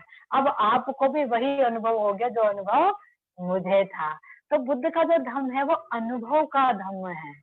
देखिए तो सही, पंचशीलों का पालन करने से कैसा होता है ना, ये अनुभव का धम्म है, किताबों का धम्म नहीं है, खुद बता के मतलब रट करके किसी को बताने का नहीं है, ये अनुभव का है। जो अनुभव बुद्ध ने लिया है, उस अनुभव को हमें कहीं ना कहीं लेना है, भले ही ज्यादा नहीं, थोड़ी मात्रा। तो ध्यान जो है वो हमें अनुभव देता है, अलग अलग प्रकार के अनुभव देता है।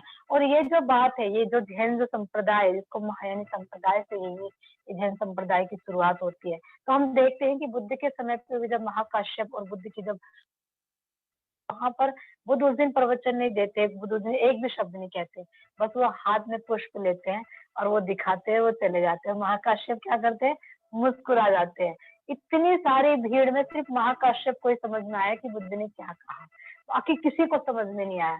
तो वो अनुभव की बात है, वो जो अनुभव है, वो अनुभव जो है बुद्ध ने मतलब प्रतीकात्मक रूप से वो दिखा दिया। प्रतीकात्मक रूप से जब दिखाया तो जिसका वो अनुभव होता है उसको वो समझ में आ जाता है। तो कई बार हम लोग धर्मचारिणी आपस में बात करते हैं, तो वो जो अनुभव होता है एक दूसरे का वो समझ में आता है। वो जरा सा कुछ कहता है तो दूसरा व्यक्ति कहता है कि हाँ यार मुझे समझ में आ गया, ये अनुभव है, मेरा भी ऐसा अनुभव था। तो वो जो अनुभव की बात है, तो जो वो विशाल ऐसा अनुभव था, तो वहां से इसकी शुरुआत हुई। ऐसे कहते हैं कि इनके जो गुरु थे वो भी महाकाश्यप थे, और महाकाश्यप के बाद हम देखते हैं कि आनंद से वो सारी बातों की जो से शुरुआत हुई, क्योंकि आनंद ने इतने लंबे समय तक बुद्ध के साथ रहे। लेकिन महाकाश्यप का बुद्ध का जो वो संवाद है, वो वहां से वो महायानी जो मतलब एक प्रकार की जो परंपरा है, जिसको हम इस प्रकार की जो परंपरा कह सकते हैं, गूढ़ ऐसी शिक्षाओं को हम वहां पर देख सकते हैं जो बुद्ध के समय पे ही थी। उसके बाद में हम देखते हैं कि ये जो जैन संप्रदाय है, तो बुद्ध ने मतलब बौद्ध धर्म ने यह बता दिया लोगों को कि आपको शब्दों पर निर्भर नहीं रहना है, बल्कि अनुभव पे निर्भर रहना है। और बाबा साहब भी जो है, मतलब हम बाबा साहब को कितना भी पढ़ लें, कितना भी ये कर लें, लेकिन अगर हमने उस जैसा वो अनुभव बाबा साहब कहते हैं ना, उसको अगर हमने अपने जीवन में नहीं उतारा, सोचिए बाबा साहब ने महिलाओं को कितना आत्मसम्मान दिया। वो मेरा भी तो अनुभव हो कि मैं भी महिलाओं को आत्मसम्मान दूं, किसी को मैं स्टेज पर बोलूं। मेरा अनुभव हो कि मैं अपने घर की बहन बेटियों को और अपनी पत्नी को कितना सम्मान दूं, मैं उसका अपमान ना करूं, मैं उसको तिरस्कृत ना करूं किसी भी के भी सामने। जरा जरा सी बात पर उस पर मैं बरस ना जाऊं, जरा जरा सी बात पर मैं उसको लज्जित ना करूं, बल्कि मतलब किस तरीके से हम एक दूसरे के साथ सामंजस्य स्थापित कर सकते हैं। इस बात को मैं इसलिए कह रही हूँ क्योंकि मुझे मालूम है कि आज भी जहाँ मैं रहती हूँ, ये जो मैं जैसे जहाँ रहती हूँ, नहीं पूरा उत्तर भारत को ही कहती हूँ, बिहार है, पंजाब है, राजस्थान है, वहाँ महिलाओं की स्थिति बड़ी दयनीय है, बहुत ही दयनीय है। तो ये जो बातें हैं, लोग बाबा साहब को पढ़ते हैं तो वो अनुभव लीजिए, है ना, उन्होंने किस तरीके से महिलाओं को आगे बढ़ाने का काम किया है, किस तरीके से उन्होंने जो दबे कुचले उनको उन्होंने आगे बढ़ाने का काम किया है। तो ये अनुभव से आएगा। तो यहाँ पर मतलब बाबा साहब को हमें पढ़ना नहीं, तो हमें अनुभव में लाना है, हमें देखना है। और फिर ये जो जैन संप्रदाय है, इस जैन संप्रदाय ने एक प्रकार से आज चीन हुआ, जापान हुआ, ये जो इस प्रकार के जो सारे के सारे जो कंट्री है, इन कंट्रीज को आप देखिए कि वहां पर ये ध्यान जो है, इस ध्यान को बहुत बड़ा महत्व है, ध्यान परंपरा को। आज भी वहाँ बड़े बड़े भिक्षु जो है वो साधक है, ऐसे बड़े बड़े ध्यान के साधक है, ध्यान साधना में लीन ऐसे वो व्यक्ति है जो वर्षों तक किसी से बिना बोले वो ध्यान साधना करते हैं। ऐसे कितने ही लोग हैं। मैंने एक महिला का मतलब पढ़ा था, 12 साल उसने एकांतवास किया, 12 साल एकांतवास। उसका बड़ा गजब का अनुभव था एकांतवास का, और वो भी मौन रहकर। तो सोचिए कि जब वो व्यक्ति उस अनुभव को मतलब अनुभव को लेने के लिए जाता है, तो उस अनुभव के साथ वो किस तरीके से रहता है।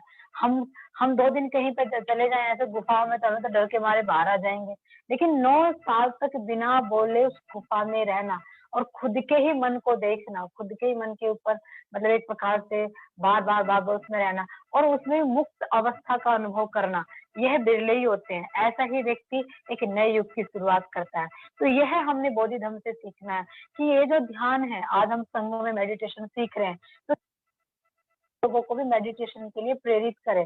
उनको बोलने की भैया 10 मिनट तो बैठ, अपने सांस को तो देख तो सही मन में चल क्या रहा है, मैत्री भावना का ध्यान करे। जो मन में बैठे हो ना दूसरों के लिए, ये गुस्सा द्वेष पहले से ही तुम्हारे मन में इसलिए है, दूसरे लोगों ने तुम्हें गुस्सा नहीं दिलाया, बल्कि तुम्हारे मन में गुस्सा है। कई बार मैं इसको ऐसा बोलती हूँ कि पेट्रोल और डीजल जब अपने अंदर लेके चलोगे तो दूसरा आदमी को तिल्ली लगाएगा और आग खड़ी हो जाएगी। तो हम कहते हैं उसकी वजह से मुझे गुस्सा आया, अंदर ही गुस्सा था इसलिए गुस्सा आया। तो हमने अपने अंदर का जो मतलब जो इस प्रकार की चीजें, उसको हम कैसे शांत करेंगे। तो मैत्री भावना का जो ध्यान है, वो ध्यान इसको शांत करने का जो है वो काम करता है। जो जैन संप्रदाय की उन्होंने शुरुआत की, जो आज भी पूरे विश्व में इस जैन संप्रदाय को लोग मानते हैं। सोचिए बोधि धर्म ने वहां जाके, और आज भी हम लोग किस तरीके से इस बात को कर रहे हैं। लोग बात करते हैं योगा की, इसकी उसकी, लेकिन मुझे लगता है कि बुद्ध ने बहुत बड़े जो 2 ध्यान है, आनापानसति और मैत्री भावना, ये दोनों बहुत ही ऐसे ध्यान बताए जिससे हमारे जीवन का अमूलचूक परिवर्तन हो सकता है। परिवर्तन का मार्ग है, लेकिन लोग इसे ही नहीं करना चाहते, बाकी सब करना चाहते हैं। तो हमने इसको करना है ना, हमने भी उस परंपराओं के साथ में जाना है, बुद्ध की ही परंपरा है। दूसरा, वो बड़े आयुर्वेद आचार्य थे, मतलब उन्होंने आयुर्वेद का उनको पूरा का पूरा ज्ञान था। उन्होंने वहां पर चीन में उन्होंने आयुर्वेद को मतलब जिंदा किया। उन्होंने वहां पर वनस्पति जो थी, वनस्पति ही अपने आप में हमें ठीक कर सकती है। हम वनस्पतियां हमें पता नहीं होता, हमारे आसपास में बहुत सारे वनस्पति होते हैं, उनके बारे में हमें ज्ञान ही नहीं होता, लेकिन वो खुद में ही वो हमें ठीक कर सकती है। और बोधि धर्म जी को क्योंकि इसका मतलब सिर्फ ज्ञान था, तो उन्होंने वहां पर कितनी बड़ी महामारी में लोगों की मदद की। आज भी यह जो इतना बड़ा जो कोरोना होकर के गया है, आज भी मतलब हमारे जीवन में क्या हम बोधि धर्म की तरह काम कर पाए, हमें इस बात को खोजना पड़ेगा कहीं ना जा पाए। क्या हमने सही में ही जो भी हमसे बन पड़ा वो हमने लोगों के लिए, क्या मुझे मालूम है कि संघ के बाहर के भी बहुत सारे लोगों ने लोगों को मदद की, लोगों को और भी कुछ नहीं तो उनको मानसिक रूप से निकालने में मदद की। मुझे मालूम है कि हमारे जो संघ के जो तिरत्न जो संघ है उसमें ये यूथ उसका ही एक छोटा बच्चा है, यूथ विंग जो है ना, वो अलग से कुछ नहीं है, वो तिरत्न जो है उसका ही छोटा है कि मतलब एक प्रकार से यूथ के लिए एक तो यूथ को मोबिलाइज करने के लिए इसको मतलब इस तरह से किया गया। तो जहां जहां पर भी यूथ मतलब मोबिलाइज है या फिर रत्न यूथ रत्न जो है, रत्न बौद्ध महासंघ, कितने प्रोग्राम चले, बहुत सारे लोग मानसिक रूप से डिप्रेशन में थे, उनको निकालने का काम किया। ये बहुत बड़ा काम था महामारी के समय पे। तो हमने देखना है कि हमसे जो भी बन पड़े, और उन्होंने बिना किसी भेदभाव के, मतलब बोधि धम्म जी ने, जैसा बोधि धम्म जी ने जब चीन में किया, तो आज भी हमारे पास में ये है कि हम भी वैसा ही करें। हमारे पास में जो चीज है हम लोगों तक जाए। उन्होंने लोगों को ट्रेंड किया है ना, ऐसा नहीं कि अपने पास ही रखा उस दवाइयों के ज्ञान को, नहीं, वहां के लोगों को ट्रेंड किया। हमने भी लोगों को यहाँ ट्रेंड करना चाहिए, ताकि लोग दूसरे लोगों तक जा करके प्रचार प्रसार कर सके। इस तरीके से हमने ट्रेंड करना चाहिए। यह मतलब दूसरी चीजें जो हमने सीखनी चाहिए। पहला बात है कि हमने वो जो जैन संप्रदाय को वहां शुरू किया, तो हमारे संघ में भी ध्यान के इस पर बहुत जोर दिया जाता है। जब सहायक हो तब भी ध्यान, मित्र हो गए तो कंपलसरी ध्यान, ब्रह्मचारी हो तो और कंपलसरी ध्यान, साधना भी अपनी करनी है और बाकी के ध्यान भी करने हैं। और फिर उसमें एक इंटरेस्ट आने लगता है। जैसे मैं देखती हूँ कि मैं मॉर्निंग में, चाहे भले ही कुछ और चीज ना हो मेरे यहाँ, झाड़ू ना लगे, पोछा, लेकिन मैं केवल लोगों से पूछती हूँ कि ध्यान कि टाइम ना है मिलो, हमें मतलब यहाँ की लैंग्वेज में तो बोलते हैं टाइम ना है मिलो, या मुझे समय नहीं मिला। अरे कहाँ इतने बिजी रहते हैं। लेकिन वो बिजीनेस की बात नहीं है, वो हमारे इंटरेस्ट की बात है। हमारा इंटरेस्ट किसमें है? जिसमें इंटरेस्ट होगा उसी को तो करेंगे ना। इंटरेस्ट को देखना है। और आज के समय में ये बहुत डिप्रेशन में है, लोग अलग अलग एंजाइटी से जूझ रहे हैं, लोग मतलब सुसाइड कर रहे हैं। हमें हमारी आज हमने खुद को ट्रेन करके वहां तक जाना है, उन लोगों तक, ताकि उनके जीवन को मतलब वहां से, मतलब उस कठिनाइयों से उनके साथ खड़े होकर उस कठिनाई से बाहर निकलने के लिए हम उनको मदद कर सके। तो इस प्रकार से मतलब बोधि धम्म जी ने जो आयुर्वेद का ये किया, और मुझे तो लगता है, अभी तो मुझे ऐसा लग रहा है कि मुझे खुद भी आयुर्वेद को सीखना चाहिए। मुझे अभी जब मैं पढ़ रही थी तो मुझे ऐसा लगा मुझे अब आयुर्वेद को पढ़ना चाहिए, मुझे भी मतलब ऐसा करना चाहिए। मुझे तभी तो मैं लोगों तक जाऊंगी, तभी तो मैं लोगों तक मतलब कुछ बता पाऊंगी, उनकी बीमारियों में मदद कर पाऊंगी। मुझे बस इतना पता काढ़ा कैसे बनता है। तो जब मुझे मालूम है कि जब मैं शिविरों में होती थी, मैं लोगों को काढ़ा बना बना के देती थी। काढ़ा भी मैंने अमोघ भद्र से सीखा था, हमारे कराटे के भैया, और उनके भैया अमोघ सिद्धि जी थे, रत्न सिद्धि जी थे। ये उनके भैया थे, हमारे भैया अमोघ भद्र थे। और फिर हमारे गुरु वो एडविस, और फिर ये मतलब धर्मवीर, जो मतलब इंग्लैंड के रहने वाले हैं। तो मैं देखती हूँ कि उनसे मैंने सीखा, फिर आगे आगे हम जा रहे। तो हमने सही में मतलब मेडिकल फील्ड में हमारे बहुत सारे ब्रह्मचारी ब्रह्मचारिणी हैं, लेकिन हमने भी होना चाहिए, ताकि हम लोगों तक जा करके उनके इसमें ही मदद हमें कर सके। ऐसी विकट परिस्थितियों में हमें मदद करते आनी चाहिए।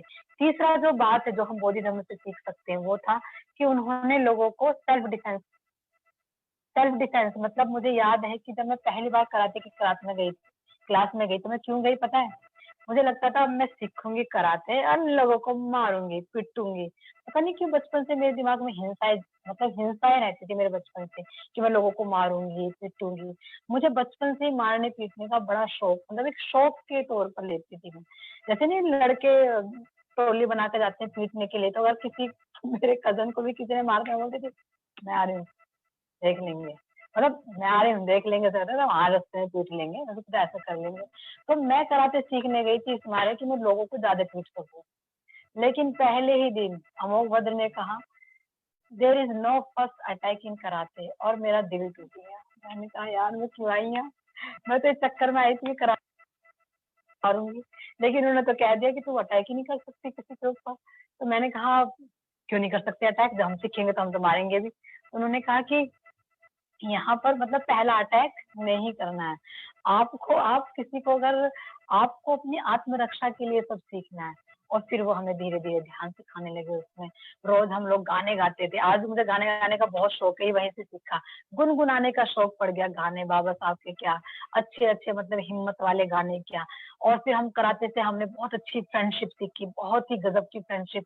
हमारे कराटे के जो फ्रेंड्स हैं, बहुत बहुत ही गजब की फ्रेंडशिप हम लोगों के बीच में थी। उस गोल्डन नेटवर्क को मैंने कराटे में अनुभव किया था। और फिर उस तरीके से मतलब मुझे याद है कि वहां से और फिर वो बताते थे कि जिसने इस कराटे की शुरुआत की उन्होंने मारने के लिए नहीं शुरुआत की, बचाव के लिए की थी, कि अपना बचाव कर सको बिना किसी को हानि पहुंचाए। और अब मैं देखती हूँ कि अब मेरी किसी को मारने की इच्छा नहीं होती। वैसे कहूँ कभी कभी हो जाती है, सपने में आता है कि मैंने किसी को गोली से मार दिया, ये कर दिया, मगर हकीकत में मैं किसी को नहीं मारती हूँ। कभी आपको लगता है मुझे हकीकत में मैं किसी को ऐसे मतलब नहीं मार सकती, क्योंकि मुझे वो चीज नहीं होती। पर हमने मतलब ये सीखना है, बौद्ध धम्म ने जिस प्रकार से मतलब लोगों के शरीर को हष्ट पुष्ट कर दिया, तो हमने भी आज के समय पे लोगों को कराटे के लिए, कुंफू के लिए, किक बॉक्सिंग के लिए, सेल्फ डिफेंस के लिए, जूडो के लिए हमने बच्चों को प्रेरित करना चाहिए। जो भी मुझे सुन रहे हैं, यूट्यूब पे सुनेंगे या फेसबुक पे सुनेंगे, मैं सबसे गुजारिश करती हूँ अपने बच्चों को सेल्फ डिफेंस सिखाइए। और मैं उनसे भी गुजारिश करती हूँ जो कराटे के यहाँ पर बैठे हैं, आप सबकी जिम्मेदारी है अपने अपने जगहों पे जाके कराटे की ब्रांच स्टार्ट कीजिए। मेरी भी जिम्मेदारी है श्रद्धा वजरी की, और मैंने फ्री में कराटे सिखाए थे, अब पुनः मैं उसको स्टार्ट करूंगी। और मैं डेफिनेटली मैं कराटे की जो एक ब्रांच है उस ब्रांच को मैं रीए करूंगी। और जैसे मैं अमोघ भद्र जी से बात करी थी भैया से, तो भैया बोल रहे थे कि क्यों नहीं बौद्ध धम्म के नाम से कराटे की क्लास स्टार्ट करनी चाहिए, बौद्ध धम्म कराटे क्लास करके, या फिर उस जगह का नाम तो ही बौद्ध धम्म रखे है ना, ताकि बौद्ध धम्म जो है जिन्होंने इतनी बड़ी आर्ट भारत को दी है, मतलब पूरे संसार को इन्होंने वो आर्ट दी है, उस आर्ट को आज हमने को बड़े पैमाने पर लोगों को देना चाहिए। और वो उसको देने के लिए आज हम जरूरत भी है। हम देखते हैं कि आज का जो समय है वो कैसे आ गया है। अभी बहुत सारा चल रहा है लड़कियों के आत्म, मतलब हम तो रोज ही प्रोग्राम करते हैं हमारे यहाँ कि महिलाओं की सुरक्षा अभियान शुरू है, ये अभियान शुरू हुआ। तो उन अभियानों से ज्यादा सही में लड़कियों को ऐसे आत्मविश्वासी बनाने की जरूरत है कि वो अपनी सुरक्षा खुद कर सकती है। जैसे बौद्ध धम्म की वो एक शिष्य थी, उसने मतलब वहां पर बौद्ध धम्म जिसे कराटे सीखे, बौद्ध धम्म सेल्फ डिफेंस की टेक्निक सीखी, बाद में कराटे, कुंफू, किक बॉक्सिंग में ये डिवाइड हो गई। तो उसने बहुत सारे लोगों को सिखाया, और बाद में जाके ये सब कराटे के मास्टर ध्यान ही करते हैं, ध्यान से ही ये सब कुछ वो मतलब कर लेते हैं। तो आज मतलब मैं देख रही थी कि आज के समय पे बहुत आवश्यकता है कि हम सब लोग सेल्फ डिफेंस सीखें। ये हाथरस जैसे केस रोज हो रहे हैं, रोज मतलब कोई ना कोई हर 2 घंटे में किसी बच्चे के साथ रेप हो जाता है, हर एक इसमें मैं देखती हूँ। मैं भी देखती हूँ कई बार जब मैं इधर उधर निकल, इस तरीके से देखते हैं कि जैसे आंखों से रेप कर लेते हैं, पूरा स्कैन कर लेते हैं बॉडी का, इतनी गंदी तरीके से देखते हैं, मैं तो झल्ला जाती हूँ कई बार। और मुझे याद है कि मैं जब कॉलेज में पढ़ती थी, क्योंकि मैं कराटे करती थी, तो अगर कोई मुझे देखता था तो मैं एक बार एक लड़का मुझे देख रहा था तो मैं उसके सामने खड़ी हो गई। मैंने उससे कहा कितनी देर देखना है, देख तेरे सामने खड़ी, देख क्या देखना है तुझे। और तो मतलब इस तरीके से मतलब मेरा भी एटीट्यूड था कि वो डर के भाग गया, और आज भी मैं वैसे ही करती हूँ। अगर मुझे लगा कि ये व्यक्ति बहुत ये कर रहा है तो वहां जाकर खड़ी हो जाती हूँ, और उसकी आंखों में डाल कर उसको बताती हूँ कि आसान नहीं है इस तरीके से तुझे ये करना। तो ये जो चीज है मतलब ये मैंने कराटे से सीखी है, मैंने सेल्फ डिफेंस से सीखी है। मैं उसको बिना क्षति पहुंचाए अपने आप को बचाना जानती हूँ। मैं उसको मतलब मैं अक्सर कहती हूँ कि अगर कुत्ते दूर से भौंक रहे हैं तो भौंकने दो उनको, जो अगर वो कभी कभी छींटा कसी करते भौंकने दो। कई बार हमारे भैया बोलते थे कि कुत्ते तो भौंकेंगे, भौंकने का काम है, तुम हाथी की तरह निकल जाना। लेकिन अगर वो कुत्ते तुम्हें पास में आए तो उसको फाड़ खाना, उसको मार डालना, फिर हम नहीं छोड़ेंगे अगर हमारी उस पर बनाई तो ये सेल्फ डिफेंस से आता है कि हम उसको नहीं छोड़ेंगे। और बौद्ध धम्म ने हमें सेल्फ डिफेंस की ये टेक्निक सिखाई है, और मुझे लगता है कि आज के समय में हमने ये उनसे सीखना चाहिए कि हमने हमारे घर के हर एक बच्चे को, विशेष रूप से बच्चों को तो हमने इस तरह से ट्रेन करना है कि उन्होंने महिलाओं का पूरा सम्मान करना चाहिए, चाहे वो उसकी बहन हो, चाहे उसकी बेटी हो, चाहे उसकी पत्नी हो।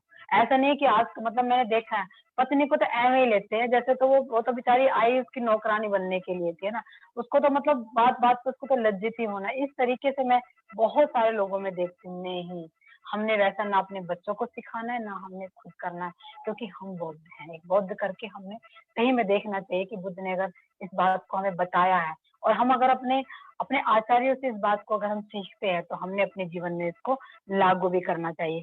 तो आए दिन होने वाले जो अत्याचारों से हम खुद ही मतलब अपने आप को मुक्त करेंगे। अभी 2 दिन पहले मैंने मेरे कॉलेज में लड़कियों को कहा था, शायद कल ही था वो, मैंने कहा कि मेरी रक्षा मेरी जिम्मेदारी है, ना मेरे पिता की है, ना मेरे भाई की है, ना मेरे पति की है, ना मेरे बेटे की है। मेरी सुरक्षा मेरी जिम्मेदारी है और उसके लिए मुझे ही तैयार होना पड़ेगा, मानसिक रूप से भी, शारीरिक रूप से भी। और ये कहने का जज्बा है, ये मुझे कराटे की वजह से ही आया, मार्शल आर्ट की वजह से आया, जो कि बोधि धर्म जो है वही हमारे फोर फादर रहे होंगे इसके, है ना, फोर फादर है वो हमारे। इसलिए मुझे बड़ा, आज मैं बताते वक्त ना मुझे ऐसे प्राउड फील हो रहा है कि मैं उस मतलब कहीं ना कहीं वो जो मेरे तार है, वो तार मेरे बोधि धर्म से जुड़ते हैं ना, मेरे कराटे प्रैक्टिस के तार बोधि धर्म से जुड़ते हैं। और शायद इसीलिए कई बार मेरे एटीट्यूड में वो उस चीज को देखती हूँ, मैं ऐसे रुद्र दिखाई देती हूँ, लेकिन मेरा हृदय रुद्र नहीं होता, मैं कभी कभी बहुत हार्ड दिखाई देती हूँ लोगों को, मगर मैं वैसी नहीं होती हूँ, मगर वो होता है। तो वो जो बात है, मतलब वो बात हमें आनी चाहिए, क्योंकि मुझे मालूम है कि अभी का जो समय है वो ऐसी आंधी आई है, अभी ऐसी आंधी आई है कि जो आंधी जो है वो आंधी एक प्रकार से पुनः विषमता को, मतलब विषमता की आंधी आई है ना, गुलामी की आंधी आई है, अभी भेदभाव को प्रतिस्थापित करने की आंधी आई है। लोग लगे हुए हैं, मतलब विषमता को स्थापित करने में लोग लगे हुए हैं, पुनः गुलामी की ओर लेके जाने में लोग लगे हुए हैं, पुनः लोगों को फिर से मतलब उसी चीज में डालने के लिए। लेकिन हमने देखना है अपनी सुरक्षा मेरी जिम्मेदारी। हमारी सुरक्षा के लिए हमें इकट्ठा आना पड़ेगा। हमने पहले ध्यान साधना के माध्यम से, हमने अलग अलग जो औषधियों के गुणों के माध्यम से, हमने मतलब इस प्रकार की टेक्निक के माध्यम से खुद को हमें डेवलप करना पड़ेगा, और फिर हम खुद की सुरक्षा खुद कर पाएंगे। इस ऐसी आंधिया को हम कहेंगे कि ए आंधिया हमें ना डराओ, है ना, ए आंधियों हमें ना डराओ, हम भीम के बच्चे हैं और तूफानों में खेल रहे हैं। तब हम इस बात को कह सकते हैं इन आंधियों से कि हमें ना डराओ, हम तो तूफानों में खेलने वालों में से हैं। तो हमने इस बात को जो है आज हमने देखना है, क्योंकि बौद्ध धर्म के जीवन से हमने इसी बात को देखा है। उनके जीवन से सही में धैर्य किसे कहते हैं वो बौद्ध धर्म के जीवन से देखिए, साहस किसे कहते हैं, सृजनशीलता किसे कहते हैं, बौद्ध धर्म के जीवन से मैंने देखा कि उनके जीवन में मतलब वो सेल्फ अवेयर थे, वो क्रिटिकल थिंकर थे, मतलब कठिन जाए वो ऐसे क्रिटिकल थिंकर थे। क्रिटिकल से क्रिटिकल परिस्थितियों में वो देख सकते थे कि वहां से निकलने का रास्ता कैसे हो सकता है।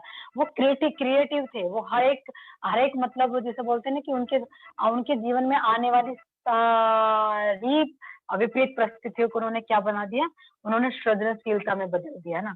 उन्होंने हर प्रॉब्लम को क्या बना लिया, अपॉर्चुनिटी बना लिया। इस तरीके के जो प्रेरणा है वो हमें बौद्ध धर्म से लेनी चाहिए। हमें लेना चाहिए कि डिसीजन मेकिंग कैसी होती है।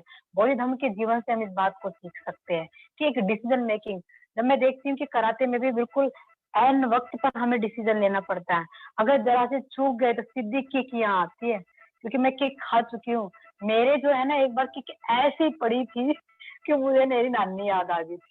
मतलब मेरे साथ में जो फाइट कर रहे थे वो भी भैया बहुत टफ थे, बहुत ही पावरफुल, और उनकी किक बस थोड़ा सा हल्का सा वो ऐसा हुआ, हल्का सा हाथ मुझे करना था, बस थोड़ा सा चूक गया, सीधी किक यहाँ।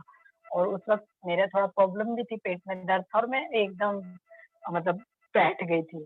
लेकिन मुझे याद है कि उसके बाद में पुनः खड़ी हो गई थी, मतलब उसके बाद में भी मेरे में वो क्षमता थी कि हाँ मैं अभी भी कुछ कर सकती हूँ। तो यह एक बात जो है, ये बात सही नहीं, हमें जो मतलब जो ये सेल्फ डिफेंस है, या फिर जो बौद्ध धर्म ने जो उनको जो ये शाओलिन टेम्पल में जो ये शुरुआत की है ना, इस टेक्निक की जो शुरुआत की है, सिर्फ आर्ट है, ये वो आर्ट है जो आर्ट हमें बता सकती है। और फिर मैंने देखा कि मैंने भी वो जो क्विक डिसीजन जो है, आज भी मैं देखती हूँ कि कई बार परिस्थिति अगर विपरीत भी रही तो मैं दूसरी तरफ से रास्ता निकाल के निकल जाती हूँ, और फिर मैं देखती हूँ कि हाँ ये चीजें मैंने सही में कराटे से सीखी है। मैं मार्शल आर्ट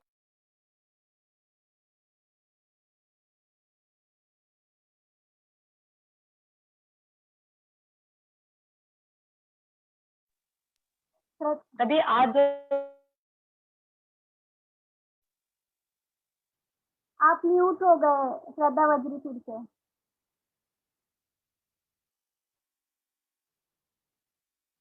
नहीं आ रही, अभी भी नहीं आ रही आवाज।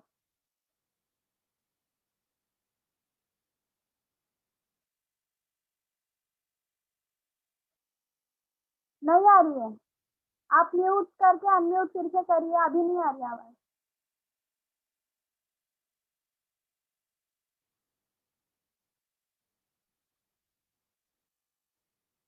नहीं, नहीं आ रही है, नहीं,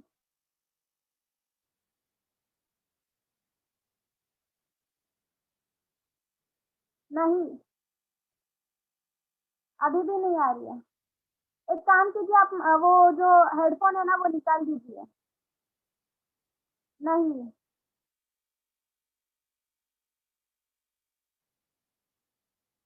नहीं आ रही है।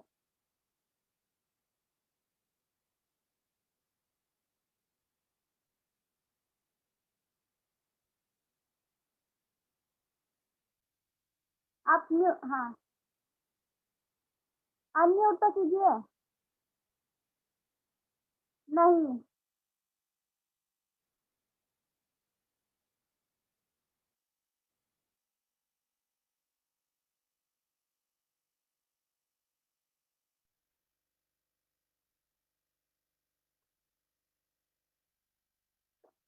नहीं, नहीं आ रही, अभी भी नहीं आ रही है।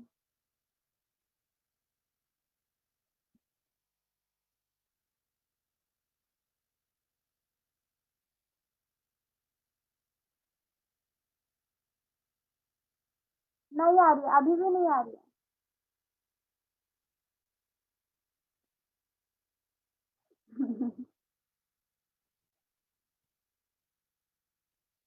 वीडियो बंद करके देखिए, वीडियो बंद करके देखिए, या तो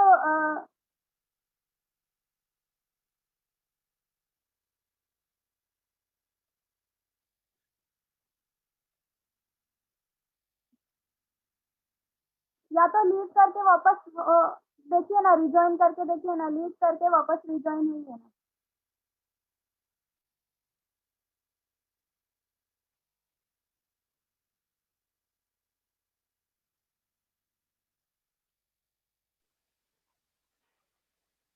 श्रद्धावती जी, अगर आपका ब्लूटूथ है तो शायद निकल के देख लीजिए उसको, ब्लूटूथ या हेडफोन निकल के देख लीजिए।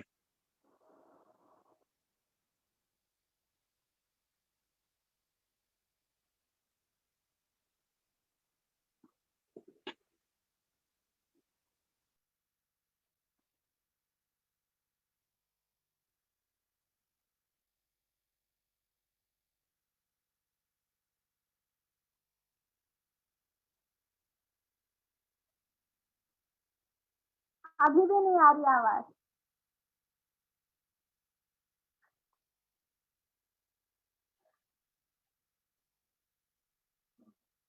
एक काम कीजिए, आप मीटिंग लीव कीजिए, वापस रिजॉइन कीजिए। हाँ,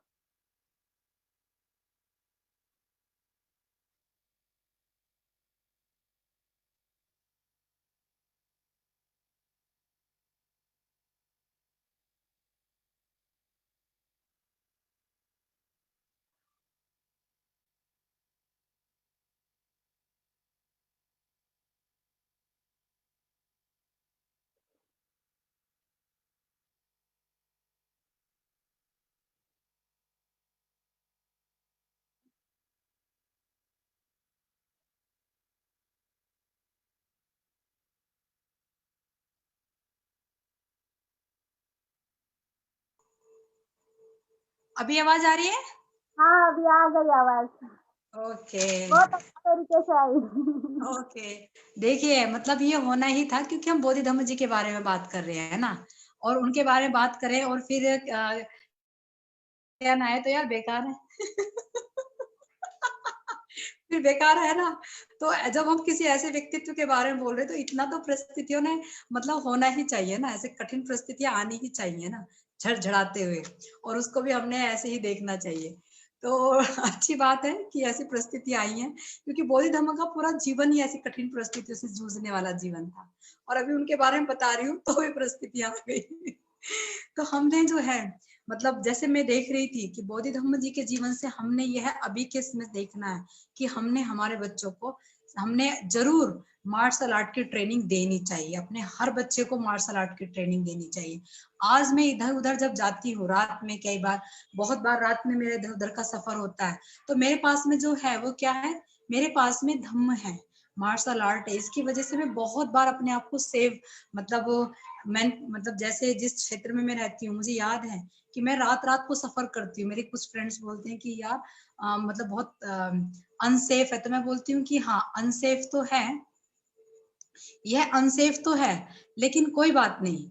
मुझे इतना पता है कि हम जो है अपने आप को बचा सकते हैं। तो कराटे जो मतलब जो कराटे जो है जैसे मेरे जीवन में मुझे उसने बहुत सारी चीजें दी हैं कि मेरे शरीर मेरी खुद की एनर्जी को मैं देखती हूँ कि आज भी मैं कितनी भी थक जाऊं, लेकिन अगर मैं थोड़ा सा अगर कुछ कर लेती हूँ तो मेरी एनर्जी दोबारा से बबलिंग होने लगती है। अभी 2-3 दिन पहले की मतलब कुछ दिन पहले की बात थी, मैं बहुत थकी थी, किसी बच्ची का जन्मदिन हम लोगों ने सेलिब्रेट किया और फिर मैंने एरोबिक करना शुरू कर दिया वहां। जैसे एरोबिक किया उसके बाद में मैंने देखा कि मैं खुद को इतनी एनर्जेटिक फील कर रही थी, इतनी एनर्जेटिक फील कर रही थी कि बहुत एनर्जी जैसे हो गई। तो एक प्रकार से ना वो जो फिजिकल एक्सरसाइज जो है वो मुझे फिर से एनर्जी क्रिएट कर देती है मेरे, मतलब आज भी मैंने इस बात को देखा है और इसी वजह से वो जो एनर्जी है वो रहती है। तो एक ये जो मार्शल आर्ट है, तो मार्शल आर्ट से मतलब मैंने इस बात को देखा है कि हम मतलब कठिन परिस्थितियों का, जैसे मैंने कहा कि कई बार लोग जो है वो नासमझी की वजह से हमें बाजू में कर देते हैं, कई बार लोग हमें एक्सेप्ट नहीं करेंगे, कोई बात नहीं, अगर वो एक्सेप्ट नहीं करते तो उनके बारे में ना द्वेष पालिए ना उनके बारे में मतलब गलत धारणाएं बनाइए। एक फ्रेश माइंड से ये सोचिए कि ये सारे के सारे वो लोग हैं जिनको हमें मदद करनी है, भले ही आज मुझे एक्सेप्ट करें या ना करें। हमने क्रिएटिव होकर के वहां पर रहना है ना। हमने मतलब एक दूसरी चीज जो है जिस पर मुझे मतलब ये करना है कि कई बार लोग कहते हैं कि मतलब हमने किसी से उम्मीद नहीं करनी चाहिए। ठीक है, हमने किसी से उम्मीद नहीं करनी चाहिए, लेकिन हमने जिम्मेदार होना चाहिए। तो बौद्ध धर्म जो है वो किसी से उम्मीद नहीं करते थे, है ना, लेकिन वो जिम्मेदार थे। उन्होंने उम्मीद नहीं की थी कि वो मुझे अंदर लेंगे या नहीं लेंगे, क्या रहेगा क्या नहीं रहेगा, परंतु बौद्ध धर्म ने क्या किया, बौद्ध धर्म ने अपनी जिम्मेदारियों को पूरा किया। कई बार लोग ये कहते हैं कि हमने उम्मीद नहीं करनी चाहिए। हमने का मतलब क्या, हमने का मतलब लोग इस बात से जोड़ते हैं कि किसी ने मुझसे उम्मीद नहीं करनी चाहिए। मैं कहती हूँ हमने का मतलब इससे लो कि मैं किसी से उम्मीद ना करूं ताकि मेरा दुख कम हो। दूसरे से उम्मीद मत करो कि दूसरा मुझसे उम्मीद ना करे। आजकल यह चल रहा है, उन्होंने मुझसे उम्मीद नहीं करनी चाहिए, मैं उनसे उम्मीद ना करूं, परंतु अपनी जिम्मेदारियों का निर्वाह करूं। मेरी जो जिम्मेदारी है उनसे मैं भागू ना। यह चीज हमें बौद्ध धर्म से सीखने को मिलती है कि जीवन भर उनका जो जीवन है वो देखिए लास्ट मोमेंट तक भी वो अपने जो शिष्य थे उन शिष्य को वो क्या करते रहे, धम्म देते रहे। उन शिष्य को वो लास्ट मोमेंट तक भी वो उनको बताते रहे। उन्होंने उनसे उम्मीद नहीं की पर जिम्मेदारियों को निभाया। मगर लोग गलत डेफिनेशन देते हैं इस बात की, वो कहते हैं उम्मीद नहीं करनी चाहिए, उम्मीद नहीं करनी चाहिए। उम्मीद किसने नहीं करनी चाहिए यह बताइए ना। मैं उम्मीद ना करूं मगर मैं जिम्मेदार रहूं, मैं दूसरों से उम्मीद ना करूं मगर अपनी जिम्मेदारी को पूरा करूं। लेकिन हम दूसरे से उम्मीद करते हैं, हमें लगता है उसने मुझसे उम्मीद नहीं करनी चाहिए और अपनी जिम्मेदारियों से हम बचना चाहते हैं। तो यह बात मैंने बौद्ध धम्म जी के जीवन में देखी कि वो महान ऐसे गुरु हैं इस प्रकार की बात दे करके गए। तो मैं मतलब ये कठिनाइयों का जो दौर है, अभी का भी जो दौर है कठिनाइयों का, उस कठिनाइयों के दौर में हमने इकट्ठा आना चाहिए। इकट्ठा आने के बाद में वहां पर सही में हमने इन टेक्निक्स को हमने सीखना चाहिए, हमने निजात करना चाहिए और हमने अपनी सुरक्षा की जिम्मेदारी खुद उठानी चाहिए। इसीलिए वो जो लिखी हुई बात है ना कि पिता के अधीन रहे, पुत्र के अधीन रहे और इसके अधीन रहे उसके अधीन रहे, नहीं चाहिए हमें किसी के अधीनता। हम स्वयं के प्रयासों पे अधीन रहेंगे। जो बात बुद्ध ने कही, जो बात बाबा साहब ने भी की और जो बात बौद्ध धम्म ने भी कही, स्वयं के प्रयत्नों पर निर्भर रहिए, स्वयं के अनुभव पर निर्भर रहिए। यही अत्यदीप भाव है।